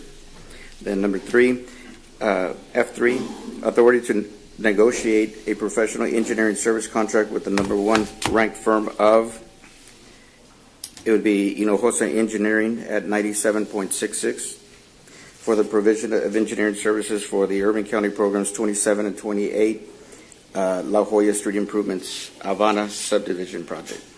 Move for approval. Second. Those in favor, say aye. Aye. Aye, motion carries. Item 10G, 1, subject to compliance with House Bill 1295, when and if applicable, the Urban County Program on behalf of the City of Sullivan City, is requesting approval of a best and final negotiated contract for professional engineering services with Urban Infrastructure Group, Inc., in the amount of $24,500, utilizing CDBG fiscal year 30, Sullivan City flood drainage improvements. Move for approval. Second. Those in favor, say aye. Aye. Aye. Motion carries. Item G2, approval of work authorization number 1 for Urban Infrastructure Group in the amount of $24,500. Move for approval. Second. Those in favor, say aye. Aye. Aye. Motion carries. Item 10H1, subject to compliance with House Bill 1295, when and if applicable, the Urban County Program on behalf of the City of Donna is requesting approval of a best and final negotiated contract for professional engineering services with Cruz Hogan Consultants, Inc. in the amount of $34,000, utilizing CDBG fiscal year 30 street improvements funds. Second. Those in favor, say aye. Aye. Aye. Motion carries. Item 2, approval of work authorization number 1 for Cruz Hogan Consultants, Inc. in the amount of $34,000. Second. Those in favor, say aye. Aye. Aye. Motion carries. Item 10I is approval of work authorization number 1 for Rabba Kistner Consultants, Inc. in the amount of $15,815.80. This item was actually approved on June 11th, 2018, but we did not get any. We did not have the item for the work authorization on there. Second. Those in favor, say aye. Aye. Aye. Motion carries. 10J, request authorization to use Hidalgo County Precinct 4 professional services, the on-call contract with Leonel Garza Jr. and Associates, LLC, contract number C-18-143-05-08 for the purpose of appraisal services for the fair market value appraisal in connection with the acquisition of land, right-of-way, easements, and condemnation of properties located within Hidalgo County Precinct 4, subject to compliance with House Bill 1295. Second. Those in favor, say aye. Aye. Aye. Motion carries. J2, approval of work authorization number 1 for Leonel Garza Jr. and Associates, LLC, in the amount of $53,550. Second.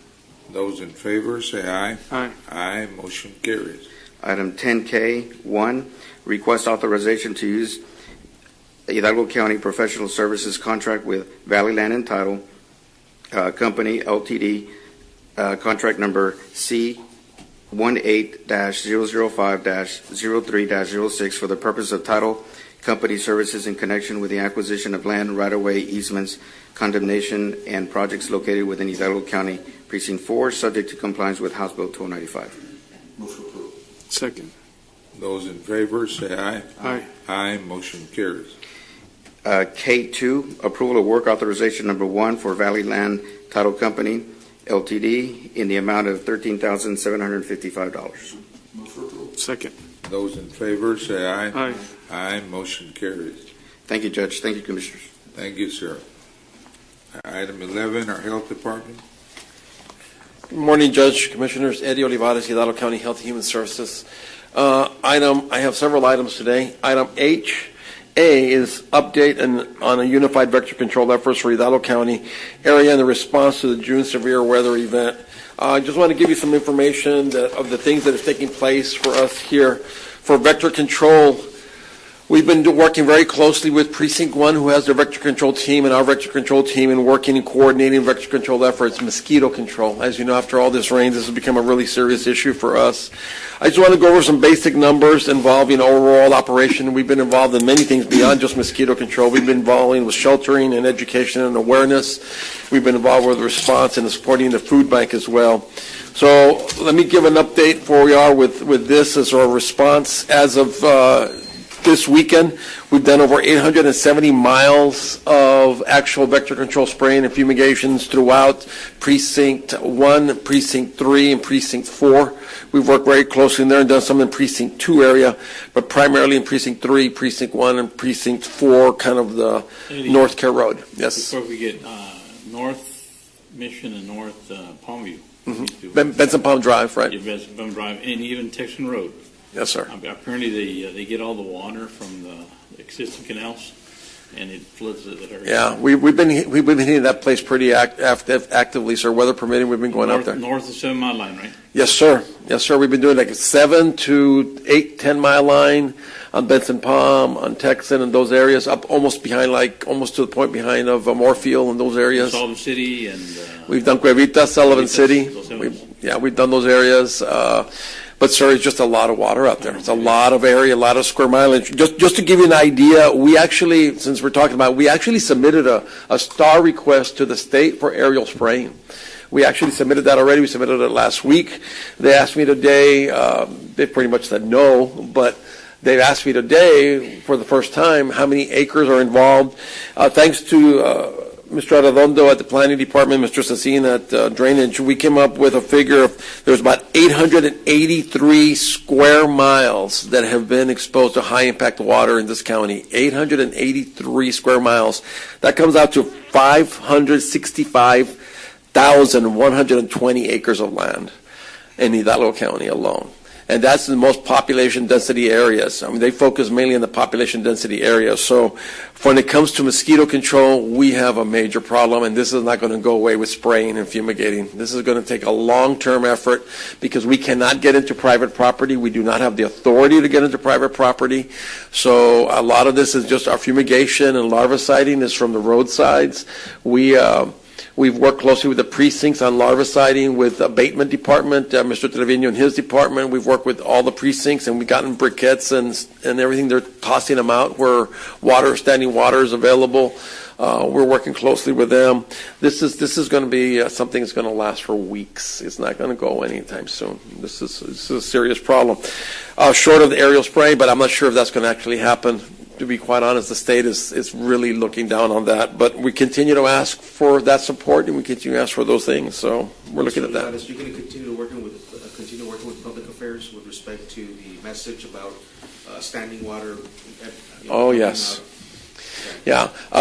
Ms. Julia and Oliver have been very, very helpful and supportive of this in dealing with the messaging. It's just a lot of work, sir. This is going to take a long time. I mean, I don't have to go over, but when you look at that 883 square miles of impact with water, that is a lot of land. That is a lot of land. So we're doing the best we can going out there. But also the other part that's important, we've gone door to door, done education. We've hit every single door in Indian Hills. We're going back to Las Brisas. We're doing some stuff. We've met with over 409 households. We've met with 1,200 individual family members and talking door to door in person, talking about the various illnesses and diseases and concern. We participated in drive-through clinics this last past weekend in 2 drive-through events with the food in collaboration with the food bank. We saw 4,965 people. We saw 2,246 in Mercedes and 2,719 in Mary Hogue Junior High on Saturday. We're working very closely with all of them. We have equipment we're out there walking the streets with education awareness with Precinct 1 staff today.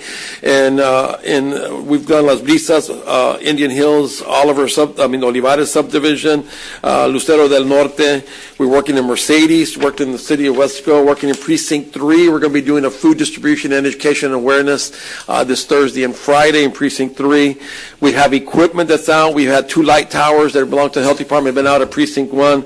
Our hygiene trailers, our bathroom trailers are part of the Westico shelter, the First Baptist Church, since Friday after the events going on 2 weeks. They've been out there. We have our vector control trailers that support the city of San Juan. So we've had STAR requests for some more supplies, more briquettes, more poison, insecticide. That's pending with the state. We're waiting on that to see where that gets approved.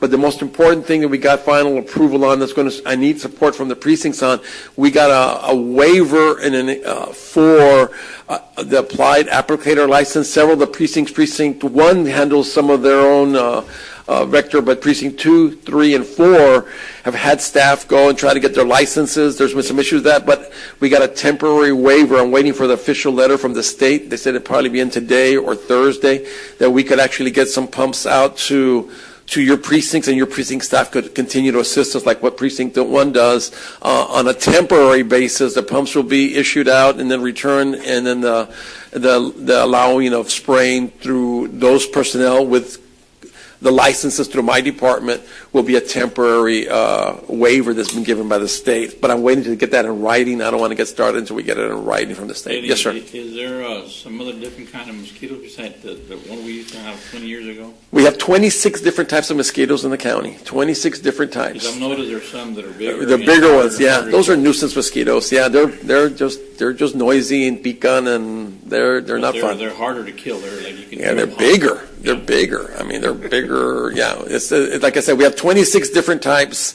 3 of them carry disease out of the 26. That's the Aedes aegypti, Aedes albopictus. That's one that does dengue, Zika, and chikungunya. And then the Culex mosquito, which is the most prominent mosquito, is the one that carries West Nile. We haven't had no West Nile cases. We've had dengue, we've had chikungunya, we've had Zika, but we've had no West Nile this year. But we've had West Nile in the past, so that's a concern. So this is a big health concern for us, and we send out a letter to each of the city managers. I think you have a copy of the letter in your packet, and to the EMCs, emergency management coordinators, all the city, that we all have to work together in unison. We had a vector control task force meeting last week on Thursday, where we brought all the cities in and just kind of coordinated efforts and let them know where they're at. The one thing, and we did an inventory of all the cities that's very unique. The cities are all short on supplies. It's just the cities don't budget it. A lot of the cities do not budget for the insecticide and adulticide and larvicide. They don't budget to repair their equipment, so we're having to back the cities a lot of times with supplies and different things. So that's why I'm asking for more supplies from the state to see if they could help us with that. Plus the supplies we're going through the county that we're procuring as well through the county as well. So and that affects our budget. That affects our general budget. This is beyond my operating budget every year. So we're having to rob Peter to pay Paul to make up the difference. So, and we're tracking all of this for if the president and FEMA ever get online to sign and get this thing going, we are keeping track of all the equipment, all the hours, all the information to see if we get reimbursement. But for the Commissioner's Court to know, the last rain event, we did not get 1 cent, not 1 penny for mosquito and vector control stuff. FEMA did not pay a penny. I'm just giving you guys a heads up on that. And I'd be real surprised if they do it this time. But let's see. And with respect to vector control, if you need for us to help with the training and getting the staff. Oh, yes, sir. In fact, yes, sir. Mayor Salceda, correction, Chief of Staff Salceda, and Suarez, we've actually communicated and talked. They were putting a team together. We spoke to you on Saturday. You all are expanding your team. With your license through your staff, you could actually have 5, 6 people, long as they're properly trained and it's documented they've been trained. They can do that under their license, and you could have that operation going as long as weather permits. A lot of people don't understand. If the wind is more than 10 miles an hour, you're not helping anything. If it's 80% humidity or more, you're not helping anything.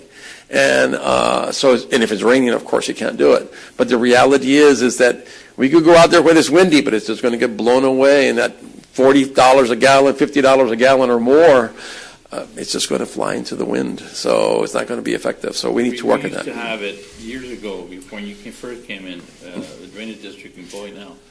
Mr. Oliveros Solis used to be in charge for that. Yes, sir. Yeah. The drainage district doesn't have anybody doing that right now. I mean, we just need to get some more people licensed in the precincts. The problem is the state changed the rules 2 years ago, and the rules are a lot more strict now. And so you need to be a licensed applicator. I know we've worked real closely with Precinct 2 and Precinct 3 to get that, but we just need people to take their state board. There is a state board exam that's required, and it's not easy. It's difficult. You got to really actually study and learn it. You can't just go in there and take it. And there's some basic math and chemistry involved that people need to study for. So it's, people can pass. I got 4 licensed people in my department, and they're not college educated, they're high school educated. They can pass it, but you just got to aplicarte. You got to study a little bit for it, and we'll make it go. So we have that operational, sir, along with we have also our epidemiological surveillance team, because we're expecting 3 weeks from now, 4 weeks from now, we're going to start seeing some bacterial infectious illnesses and different things that are going to be a result of wading in some of the water that may have been contaminated.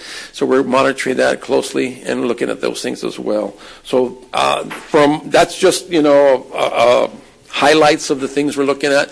We're also looking at food and waterborne issues. Our health inspectors are out there going out because, unfortunately, there's people who try to resell contaminated food items, and we're trying to stop that at the flea markets and keeping that in check as well. So It's always, for us, is the recovery part is the most difficult part for Health and Human Services, and it lasts for weeks and weeks and weeks many times. I'll pause there for questions before I move on to the next item.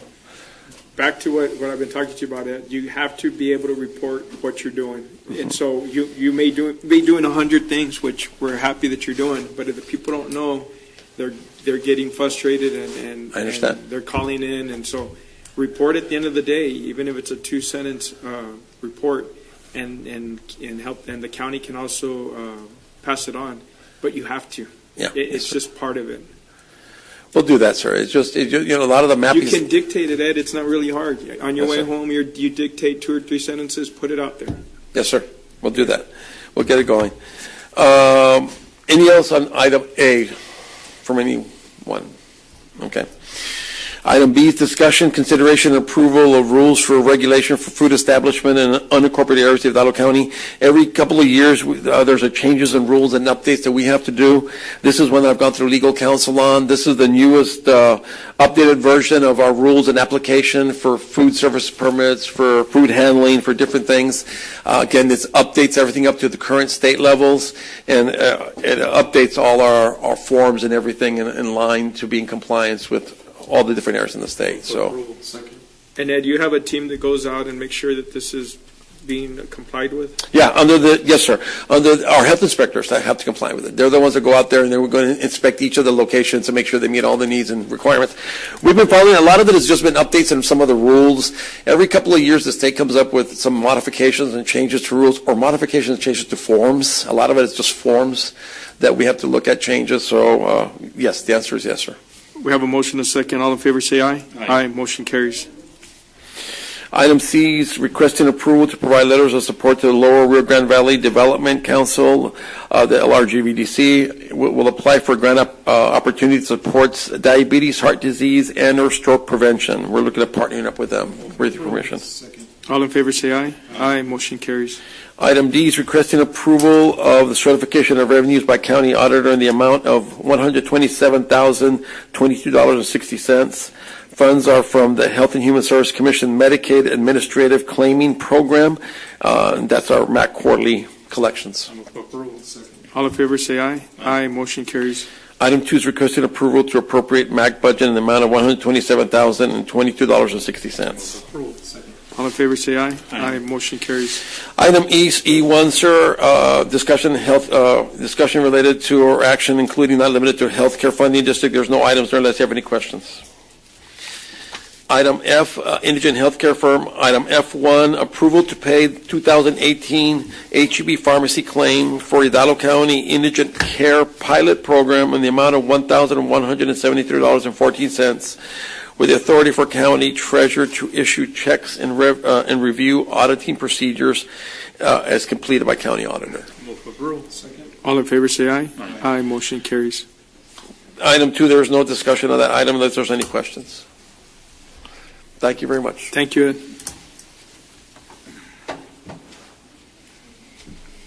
Number 12, emergency management.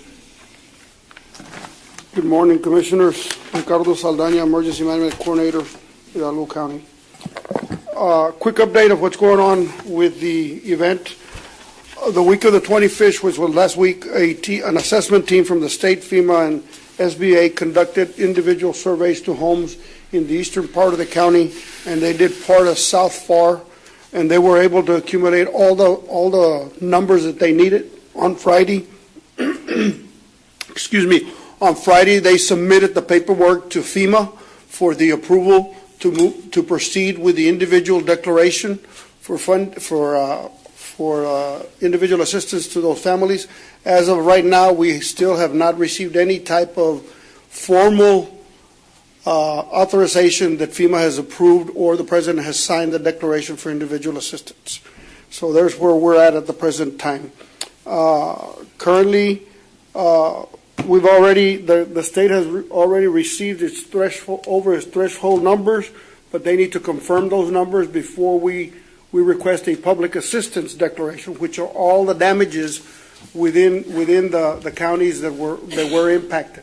So we met our threshold. The state's already done, but they're trying to confirm those numbers. Today begins the first day of debris curb pickup in Precinct 1. We're working with purchasing on getting you some storage bins for your sites. That will be here soon in the next agenda items. We already got approval for TCQ to do the site behind the Sunrise Hill yard as a storage area. We're currently meeting with Environmental is currently meeting with TCQ at the Precinct 4 site. Hopefully we can get something done there, Mr. Guerra. Hopefully we get the blessing from them. That's right. So hopefully that happens there. We requested road millings for all the precincts from TxDOT. We're waiting on their approval. Like anybody that has road damages, we can use some of those road millings in your areas. So it's for all 4 precincts. Working with the precincts to get all their damage assessments, along with the drainage district facilities, and to get all those numbers so we can submit those to the state. Currently, we've already gotten a couple of reports from Precinct 4 and 2, but we're waiting the rest of the precincts and the drainage districts to move forward. Working with Precinct 3 to conduct a food distribution and cleanup distribution in that area. Working with Precinct 1 has already had several of those distribution events throughout his precinct here in the last week. CSA is currently working in the Mercedes area. We'll be in the Mid-Valley, in the mid area this next week in the far Las Milpas area, working with Precinct 2. And the following week they'll be in the Precinct 3 Mission area, working with the City of West Loco and the City of Mission for a disaster recovery center. We've already identified some sites. We just need to get the FEMA come in there and look at them and approve them as those sites for us to move forward. Water extrication continues in Precinct 3. We're working only with county trucks as we speak. We have already shut down the contractor trucks. Precinct 1 stopped their water extrication on Saturday, and they're continuing their recovery aspects right now. Their recovery aspects and the debris cleaning and evaluations of all the damages that have occurred. The American Red Cross conducted a meal distribution at the New Life Church in West Loco and are doing their case management there. Mr. Olivares already reported on the vector control. As of this morning, First Baptist Church had 64 individuals in the shelter. Jaime Escalante Middle School in FAR had 6. Mercedes Rec Center, which is the Dome, had 17. The PSAs keep going on for the mold and cleanup issues. Crisis Cleanup Hotline has been put in service for all those volunteer groups that are here assisting. We also, and that's a 1-800-451-1954. Those are for the residents to call in if they need mud and gutting of their residents. Volunteer hotline has been established by the food bank. I would like to thank the Rio Grande Valley Food Bank for doing our volunteer management of all the groups that are here. Here's a quick overview of the groups that are here. MCOR, Salvation Army, American Red Cross, Wings of Spirit, Texas Conversation Corps, Southern Baptist of Texas, the Texas Baptist Men Disaster Relief, Hidalgo County Health, Team Rubicon, All Hands on Hearts, Samaritan Purse, and Hidalgo County Community Service Agency. We encourage to push the deal. We're getting a lot of pushback from the residents that are calling FEMA and telling them to call us to report their damages. So that's telling us that they still have not approved anything at the federal government to open this up for the individual assistance. I would like to thank each and every of the precinct commissioners and their teams. Thank you all very much for all the hard work that you all did. Precinct 1, your team was awesome. Precinct 3, Commissioner, your team was awesome. Commissioners 2 and 3, thank you for the support in supporting those other 2 commissioners with their needs. It continues going. Mr. Guerra and your team with the facilities and everything that you've done to alleviate some of the pressure for our precinct commissioners. CSA, Health Department, Hidalgo County, SO, Constable Department, Planning, Nuisance Abatement, my emergency management team, Food Bank of the Rio Grande Valley, all for volunteer coordinations, Drainage District, Public Relations, Judge and his staff, and I might have left out some other departments.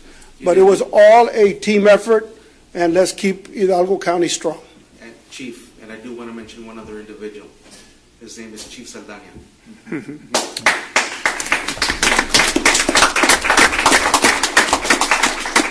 It's us. It's us as a team. That's how come we need to keep Hidalgo County strong. Thank you, sir. The other thing is we need to keep an eye on the weather for this Thursday and Friday. There's that little depression up there that may impact us. I will keep you informed what they're telling us. We had a conference call this morning.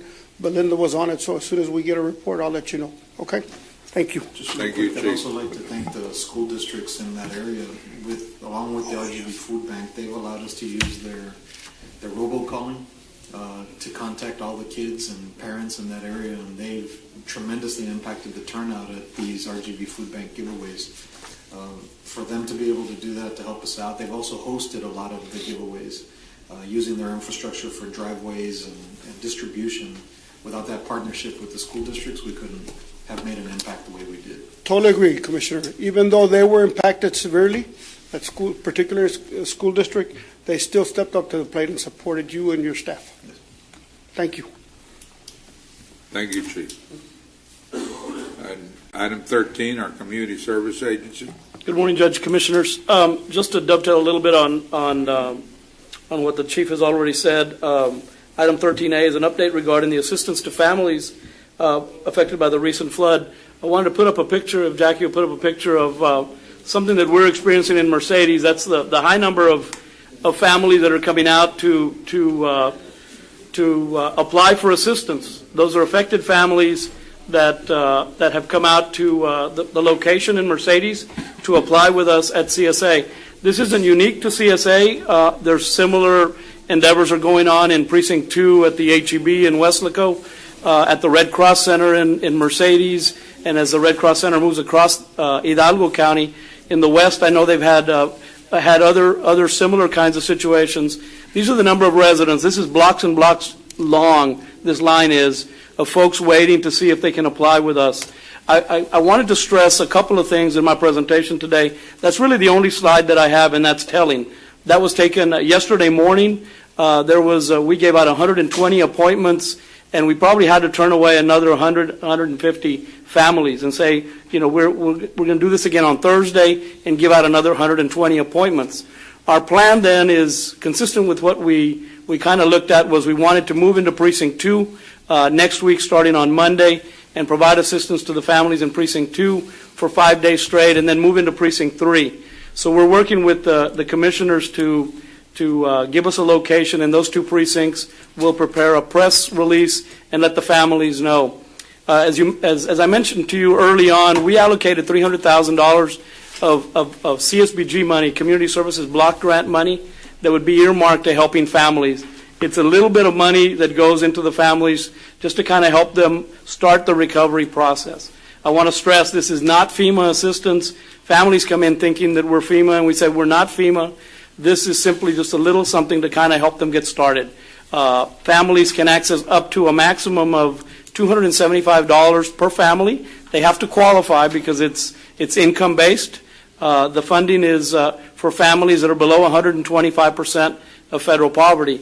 Of course, what we're finding is there's this disaster cut across all families, all income levels, and that's really where the difficulty is. What we're left with families that come in at 126% and above is we refer them over to the Red Cross or refer them to some of our other partner agencies to be able to get assistance. But that picture up there is telling because most of those families had already been pre-screened. I actually go out and visit with them before 8 o'clock in the morning, actually about 7:15 or 7:30, and let them know that and kind of give them the income bracket.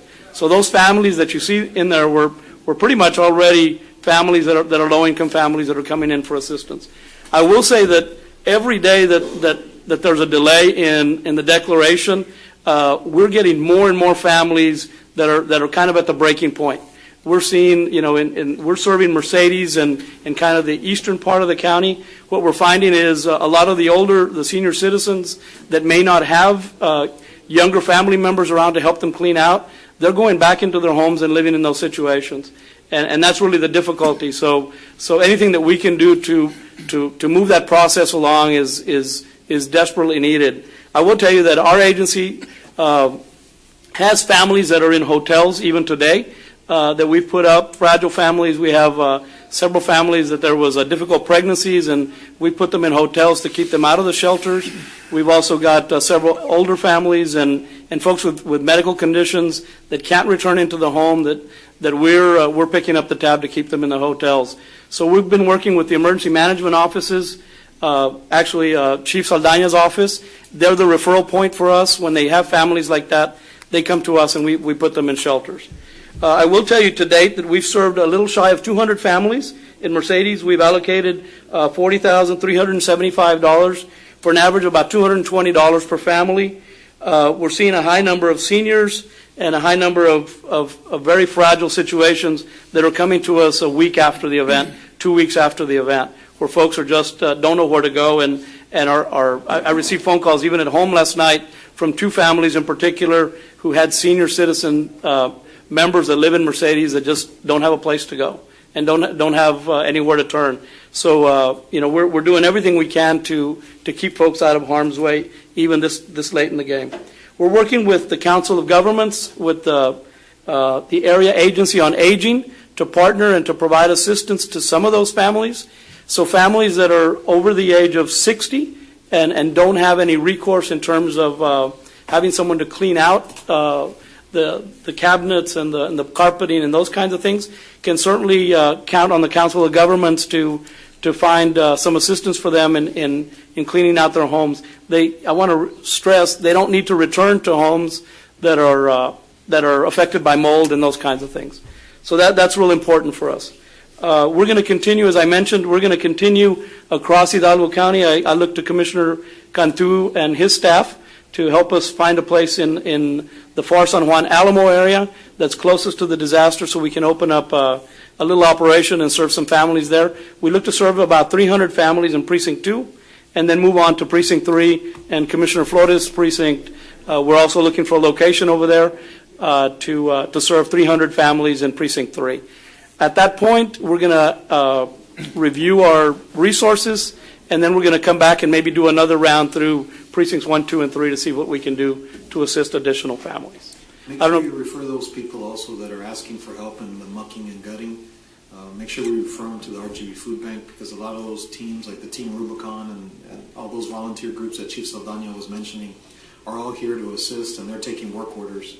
So make sure that you get them in touch with them, especially also refer them to the shelter, First Baptist there in Weslaco, because there is some capacity there. They get meals, there's places to shower and take care of themselves. So in case you need any of that information, please contact our office. We can give you those phone numbers to pass along to those people. Absolutely, Commissioner. We've been meeting with the VOAD, the Volunteers Organized Assisting in Disasters, and that's a team of nonprofits. All of those nonprofits come together. So we've been attending those meetings, and we're partnering where we can to make sure that all of our resources go as far as they possibly can. I absolutely will be doing that. Thank you so much.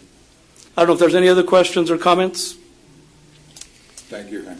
Okay, if not, I'll move on. The agenda, item B is discussion, consideration, and possible action to accept a donation of $2,510 from Texas Gas Service for Share the Warmth program to benefit Hidalgo County residents. Move for approval. Second. Those in favor say aye. Aye. Aye. Motion carries. Item C is discussion, consideration, and approval regarding emergency management assistance matrix as per recommendation by the Hidalgo County CSA Advisory Board. This item was on the agenda previously. There was something that was omitted, and that's basically allowing us, instead of a clothing allowance, in light of the magnitude of the disaster, is also allowing us to assist families with just household items that may have been lost during the flood. Move for approval. Second. Those in favor say aye. Aye. Aye. Motion carries. Thank you, Judge. Thank you, Commissioners. Thank you, sir. Judge, Commissioners, if I may, under item 14A for the IT department, we're asking authorization and approval to purchase new wireless service in the county's membership participation with contract DIR TSO 3415 with Verizon Wireless for the following. These are new activations. This is for the Executive Office and DVM, and this would be for office use, which is a mobile, broadband, and data card unlimited, respectively. Those in favor say aye. Aye. Aye. Motion carries. Thank you. Okay, thanks. our planning department. Good morning, Judge Commissioners. TJ Arredondo for the record. The first item is preliminary approval with a variance request. Replat of Lot 2, Los Caminos subdivision, Precinct 4. It's a two-lot subdivision in a Zone B. Drainage is natural percolation within the proposed lots and surface runoff to a roadside ditch. It was approved by the City of Edinburgh. Water is provided by North Alamo. Septic tanks will be used. The variance is to reduce the required lot width from 100 feet to 50 feet. We're recommending approval. Move for approval. Second. Those in favor, say aye. Aye. Aye, motion carries. Next item is preliminary approval with the variance request as well. Carmen Avila Phase 2 subdivision, Precinct 4, is a 137 single-family lot and 9 commercial lot subdivision in a flood zone X. There is a storm drainage pipe system, and detention will be provided within the existing drain ditch. It was approved by the City of Edinburgh. Water is provided by North Alamo and sanitary sewer by the City of Edinburgh. 8 internal streets are to be paved by the developer. The variance is to reduce the front setback from 25 feet to 20 feet and the rear setback from 15 feet to 10 feet. We're recommending approval. So moved. Those in favor, say aye. Aye, motion carries. The next 7 items are for preliminary approval. A. Valadez, number 3 subdivision, Precinct 4 is a 3-lot, single-family lot and 1 commercial lot subdivision in a flood zone X. Drainage is natural percolation and surface runoff. It was approved by the City of Edinburgh. Water is provided by North Alamo and sewer via septic tanks. We're recommending approval. So moved. Second. Those in favor, say aye. Aye. Aye, motion carries. Next item, 6 Western Vegas subdivision, Precinct 3 is a 12-lot subdivision in a flood zone X. Drainage is natural percolation and surface runoff onto Mile 6 roadside ditch. It was approved by the City of Mission. Water is provided by Agua Sud and sewer by septic tanks. We're recommending approval. Move for approval. Second. Those in favor, say aye. Aye. Aye, motion carries. Next item, La Reserva Phase 1A, Precinct 4 is a 99-lot subdivision in a flood zone C. There is a storm drainage system proposed and drain ditch widening for detention. It was approved by the City of Edinburgh. Water will be provided by North Alamo and sewer via septic tanks. 4 internal streets are to be paved by developer. We're recommending approval. Approval. Second. Those in favor, say aye. Aye. Aye, motion carries. Next item, La Reserva Phase 1B subdivision, Precinct 4 is a 27-lot subdivision in a flood zone X. There is a proposed storm drainage pipe system and drain ditch for detention. It was approved by the City of Edinburgh. Water is provided by North Alamo and sewer via septic tanks. 1 internal street is to be paved by the developer. We're recommending approval. Move for approval. Second. Those in favor, say aye. Aye, motion carries. Next item, Salida del Sol Estates Phase 7, Precinct 3 is a 31-lot subdivision in a flood zone C. There is a proposed storm drainage pipe system and drain ditch widening for detention. It's in the rural area of the county. Water is provided by Agua Sud and sewer by septic tanks. 2 internal streets are to be paved by the developer. We're recommending approval. Move for approval. Second. Those in favor, say aye. Aye, motion carries. Next item, Blanquita Estate Subdivision, Precinct 1 is a 34-lot subdivision in a flood zone X. There is a proposed storm drainage pipe system and drain ditch widening for detention. It was approved by the City of Donna. Water is provided by North Alamo Water Supply and sewer via septic tanks. 1 internal street is to be paved. We're recommending approval. Move for approval. Second. Those in favor, say aye. Aye. Aye, motion carries. Next item, Bon Viejo Phase 4 Subdivision, Precinct 1 is a 92-lot subdivision in a flood zone C. There is a proposed storm drainage pipe system and drain ditch widening for detention. It was approved by the City of Donna. Water is provided by North Alamo and sewer by septic tanks. 4 internal streets are to be paved by the developer. We're recommending approval. Move for approval. Second. Those in favor, say aye. Aye. Aye, motion carries. The next 4 subdivisions are for final approval. El Porvenir Estate Subdivision, Precinct 1 is a 1-lot residential and 1-lot commercial subdivision in a Zone X. Drainage is natural percolation and surface runoff to a roadside ditch. It was approved by the City of Wesco. Water is provided by North Alamo Water Supply and septic tanks have been installed. We're recommending approval. Move for approval. Those in favor, say aye. Aye. Aye, motion carries. Next item is RSBRDG La Blanca Subdivision, Precinct 4, 1-lot residential and 1-lot commercial subdivision in a flood zone X. Drainage is on-site detention with an overflow structure onto FM 1925. It's in the rural area of the county. Water is provided by North Alamo Water Supply. The septic tank for the residential lots in place. We're recommending approval. Move for approval. Second. Those in favor, say aye. Aye. Aye, motion carries. You know, we're approving A lot of subdivisions. Yes. a lot of subdivisions. 14 today. How much water can these subdivisions, are they being, are they being looked at for, what do they call it? That's the first- 10-year rain or Correct. 25-year rain? Or? That's right, 10-year, and some are even 25. And the first step of the process, it goes to the Drainage District and their engineers and their team review drainage. That's the first aspect of the review process for these subdivisions. We don't begin our review until they've already looked at the drainage aspect of it. And as far as these subdivisions are concerned, we didn't have any issues. We looked at that before we went to the advisory board with these subdivisions. We didn't have any issues in these particular subdivisions with the areas that were hit this past event. Oh, good. But we'll continue to look at that, obviously. All right, sir. Sorry, where were we? JV subdivision? Correct. Precinct 1 is a 2-lot subdivision in the flood zone X. Drainage is natural percolation and surface runoff to a roadside ditch. It was approved by the city of Elsa. Water is provided by North Alamo Water Supply, and septic tanks have been installed. We're recommending approval. For approval. Second. Those in favor, say aye.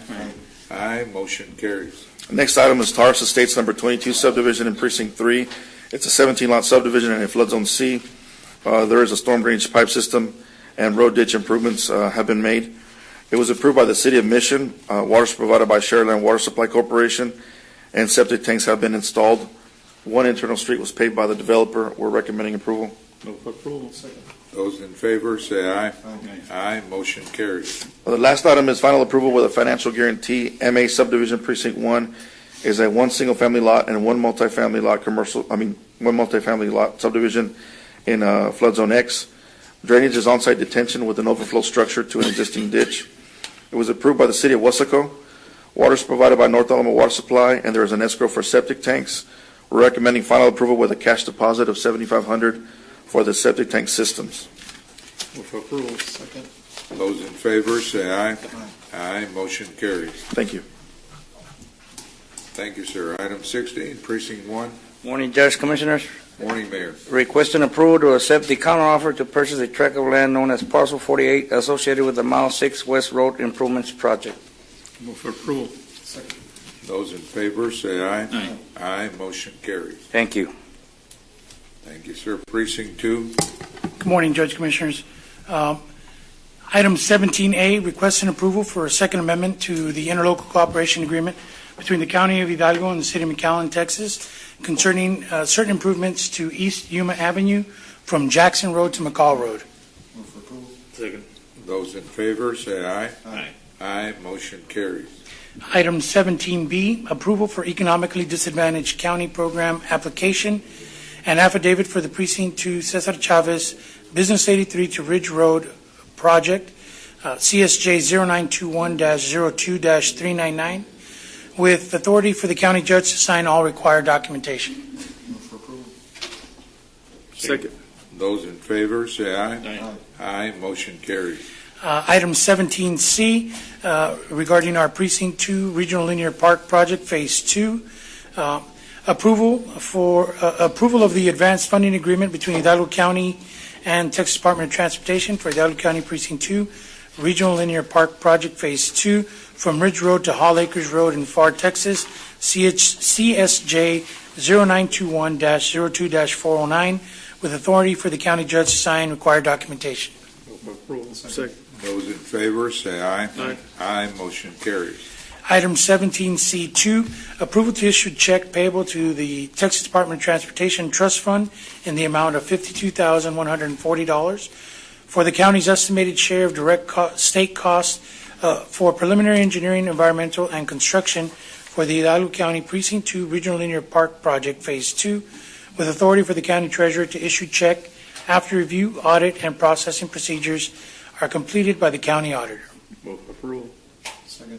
Those in favor, say aye. Aye. Aye. Motion carries. Thank you. Item 18, Precinct 3. Yes, sir. Good morning, Judge, Commissioners. Good morning, sir. 18A1, requesting approval of earnest money contract, improved property for the purchase of property from Encino Transport LLC. Move for approval. Second. Those in favor, say aye. Aye. Aye. Motion carries. A2, requesting authority for county treasurer to issue earnest money check to Valley Land Title Company in the amount of $1,000 after review and auditing procedures are completed by the county auditor. Move for approval. Second. Those in favor, say aye. Aye. Aye. Motion carries. Thank you.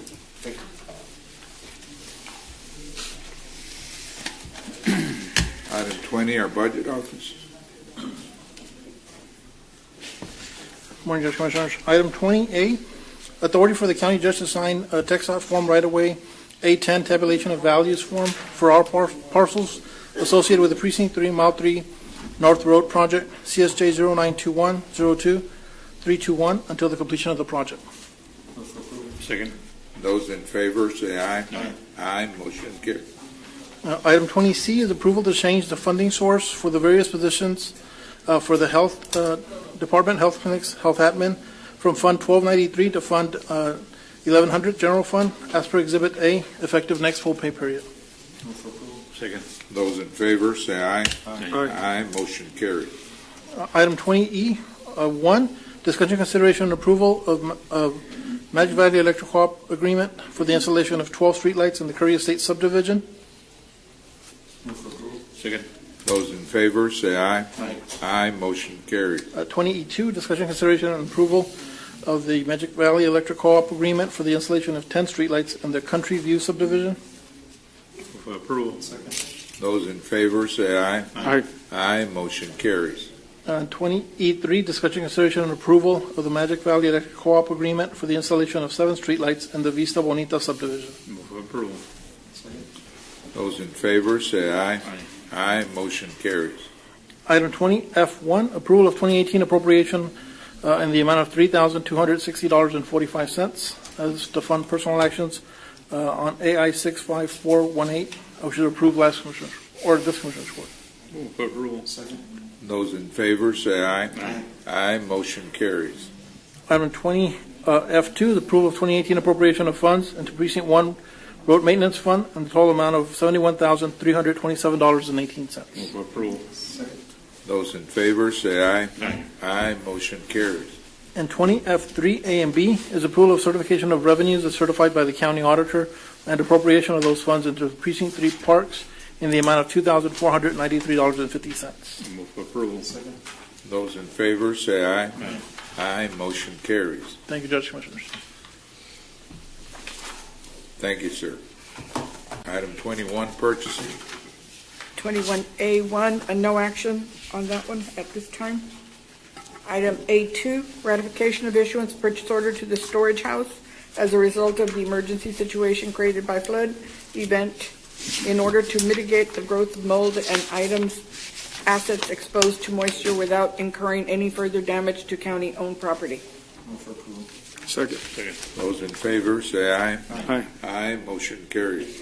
B is requesting approval to rent 7 5x10s and 3 10x10s of climate controlled on a monthly basis for the storage house through the requisition and protocol, PO protocol, and executing any required agreement by either the county judge or the executive officer if so designated. Move for approval. Second. Those in favor, say aye. Aye. Aye, motion carries. Item 3 is exemption from competitive bidding requirements 262-024. A, 1, 2, and 3, as a direct result of the flooding rains commencing on June 19th, including both local declarations, 2 by the judge and 1 by the governor. I need that exemption. Move for approval. Second. Those in favor, say aye. Aye. Aye, motion carries. B is ratification of issuance of purchase order to ServPro as a result of the emergency situation in order to mobilize and commence the water mitigation without incurring any further damage to county-owned property and the safety of the residents. Move for approval. Second. Those in favor, say aye. Aye. Aye, motion carries. B is requesting approval to contract with ServPro for the water mitigation loss. Is there 2 Bs or what? Oh, I'm sorry. There are 2 Bs. This is B2. Yeah. For $172,709.28, including the execution of any required documents by the county judge or designee ordered by Commissioner's Court. Approval. Second. Those in favor, say aye. Aye. Aye, motion carries. Is this the amount of damages just in the precinct 1 Yes. buildings? That's just your building complex. Yes. Item C, Pursuant to the contract with Servpro, requesting the processing of a down payment of $60,000 for the water mitigation loss services with authority for the county treasurer to issue check. We do have an invoice detailing what has already been provided, which would substantiate the $60,000. Second. Those in favor, say aye. Aye. Aye. Motion carries. And then pursuant to the existing authority and applicable laws and statutes, acceptance and approval of an agreement with the use of the City of Weslaco's municipal courtroom facility and the office spaces to house Precinct 1 operations for a short term for the flooding event of June 20th, 2018. That'll be the municipal courtroom by the JPs and Precinct 1 staff. Second. Those in favor, say aye. Aye. Aye. Motion carries. Number 5, exemption from competitive bidding requirements, Texas Local Government Code 262-024A 1, 2, and 3, due to flooding event of June 20th. Move for approval. Second. Those in favor, say aye. Aye. Aye. Motion carries. B is acceptance and approval of the rental of 10 30 cubic yards, not 20, but 10 roll-off containers from Republic commencing upon approval of the agenda item through the requisition and purchase order protocol, as the vendor does not require any other type of agreement, for a 30-day term continuing on a month-to-month basis to address the removal of debris as direct result of the flooding event of 6/2018. As the chief said, I've directed the staff to send the price list. He saw it. He will be using it on an as-needed basis. They've given us 4 different pricings, but we were going to be using the containers and the delivery of the containers. The other 2 pricings may not be used. And we did request this through a Form 213 for state assistance. Yes, and it just sir. wasn't available, so we had to Correct. go this way. Anything that has come through as a direct result is being done through Form 213s for any affected department or precinct. Move for approval. Second. Those in favor, say aye. Aye. Aye. Motion carries. Item 7, requesting authority to advertise with approval of draft procurement packet. This is for, as developed through purchasing and Half and Associates, this is for the demolition of the all site structures and improvements of the Old County Jail, including approval of the re-advertisement if necessary, and this would be released after legal counsel's final review and approval as to form. I'll move to approve, but we skip number 6. I think you skipped number. Right, Ms. Marty, the 6 chilling is A. important. Oh, I am so sorry. I was on a roll with the roll-off trucks. Okay. 6, requesting authority to purchase through Hidalgo County's participation and membership with U.S. Communities Purchasing Cooperative from their awarded vendor Train contract number as stated on the agenda and the quote as stated for the York Chiller model YS BB BB SO serial SDLM 740,000 to include installation turnkey during the weekend so as to have no disruption of the courthouse functions in the amount of $113,250. And as I was preparing, we did get confirmation from Train that the 1 unit they do have in stock, they were able to hold after we sent them. I sent them a letter letting them know that we were going to place this on the agenda, and they are holding it. Second.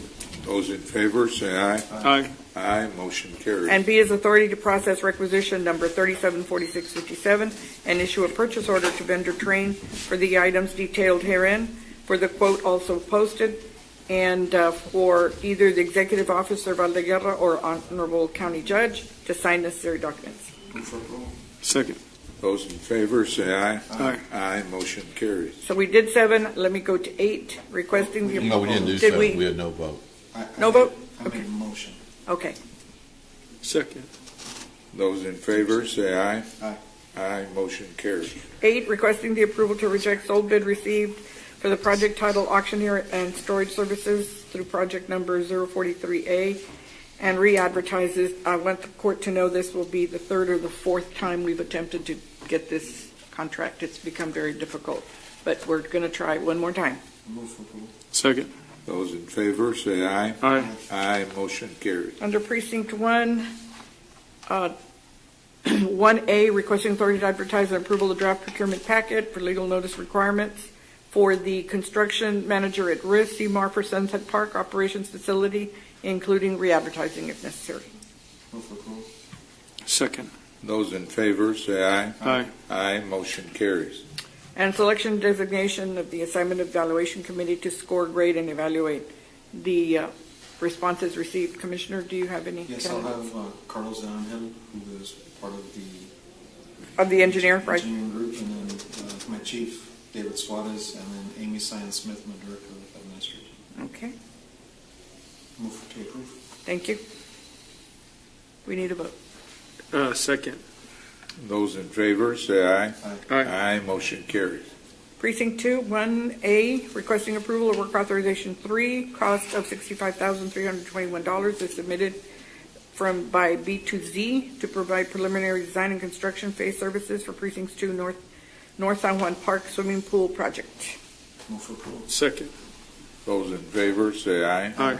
Aye, motion carries. Pursuant to the contract with B2Z, Article 12, a request and an approval by engineer to permit the subcontracting of Trinity MEP Engineering LLC and Janine Engineering LLC to provide MEP and structural engineering services for that San Juan Park swimming pool project. Move for approval. Second. Those in favor, say aye. Aye. Aye, motion carries. Requesting approval of work authorization 2, estimated cost $51,579.44, as submitted by B2Z to provide bridge assessment and traffic control device design for bridges within Precinct 2. Move for approval. Second. Those in favor, say aye. Aye. Aye, motion carries. Acceptance for Precinct 4 is acceptance and approval of final negotiated AIA of agreement between the owner and Holchamont construction manager at risk for the construction of Memorial Park Phase 1. It will be subject to final legal review.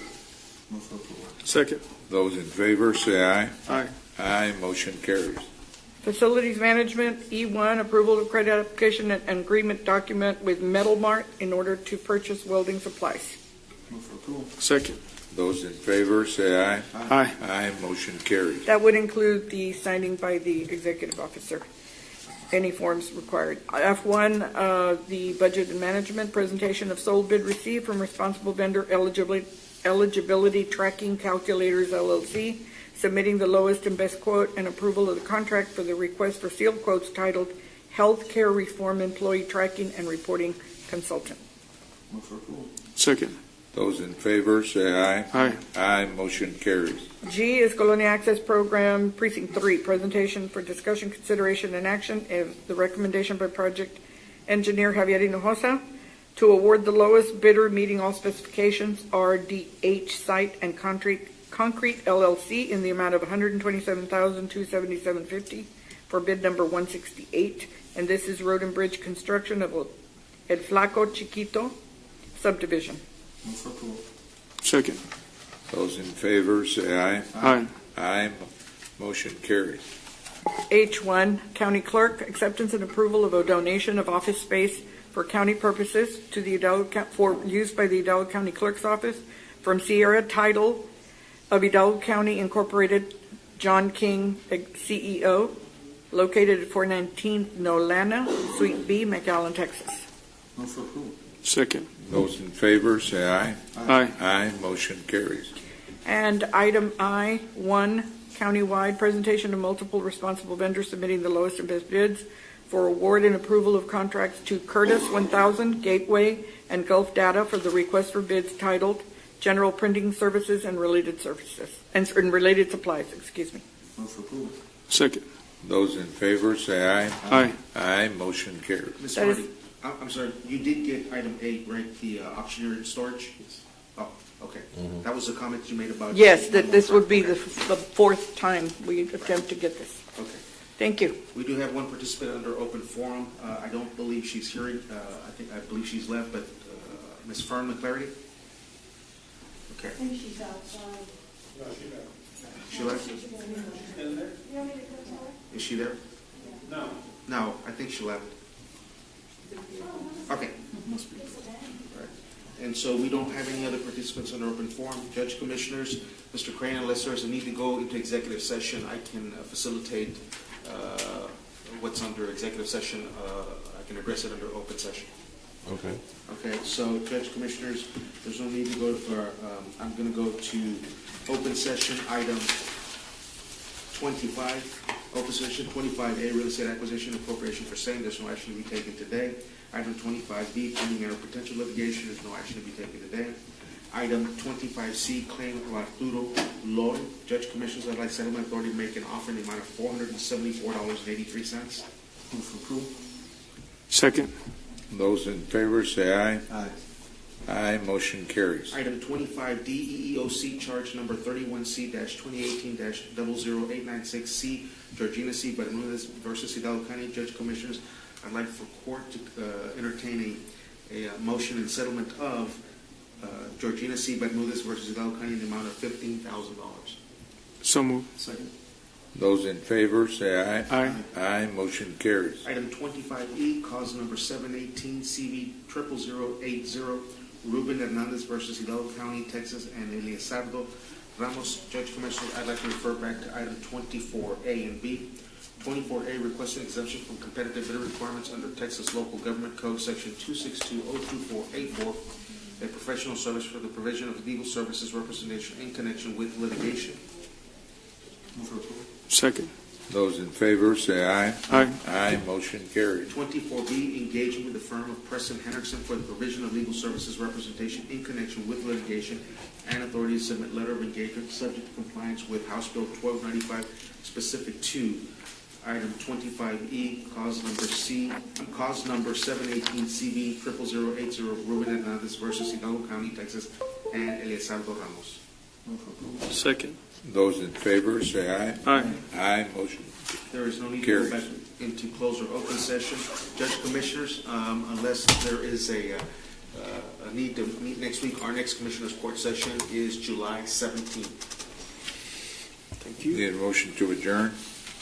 Second. Those in favor say aye. Aye. Aye, motion carries. Thank you, gentlemen.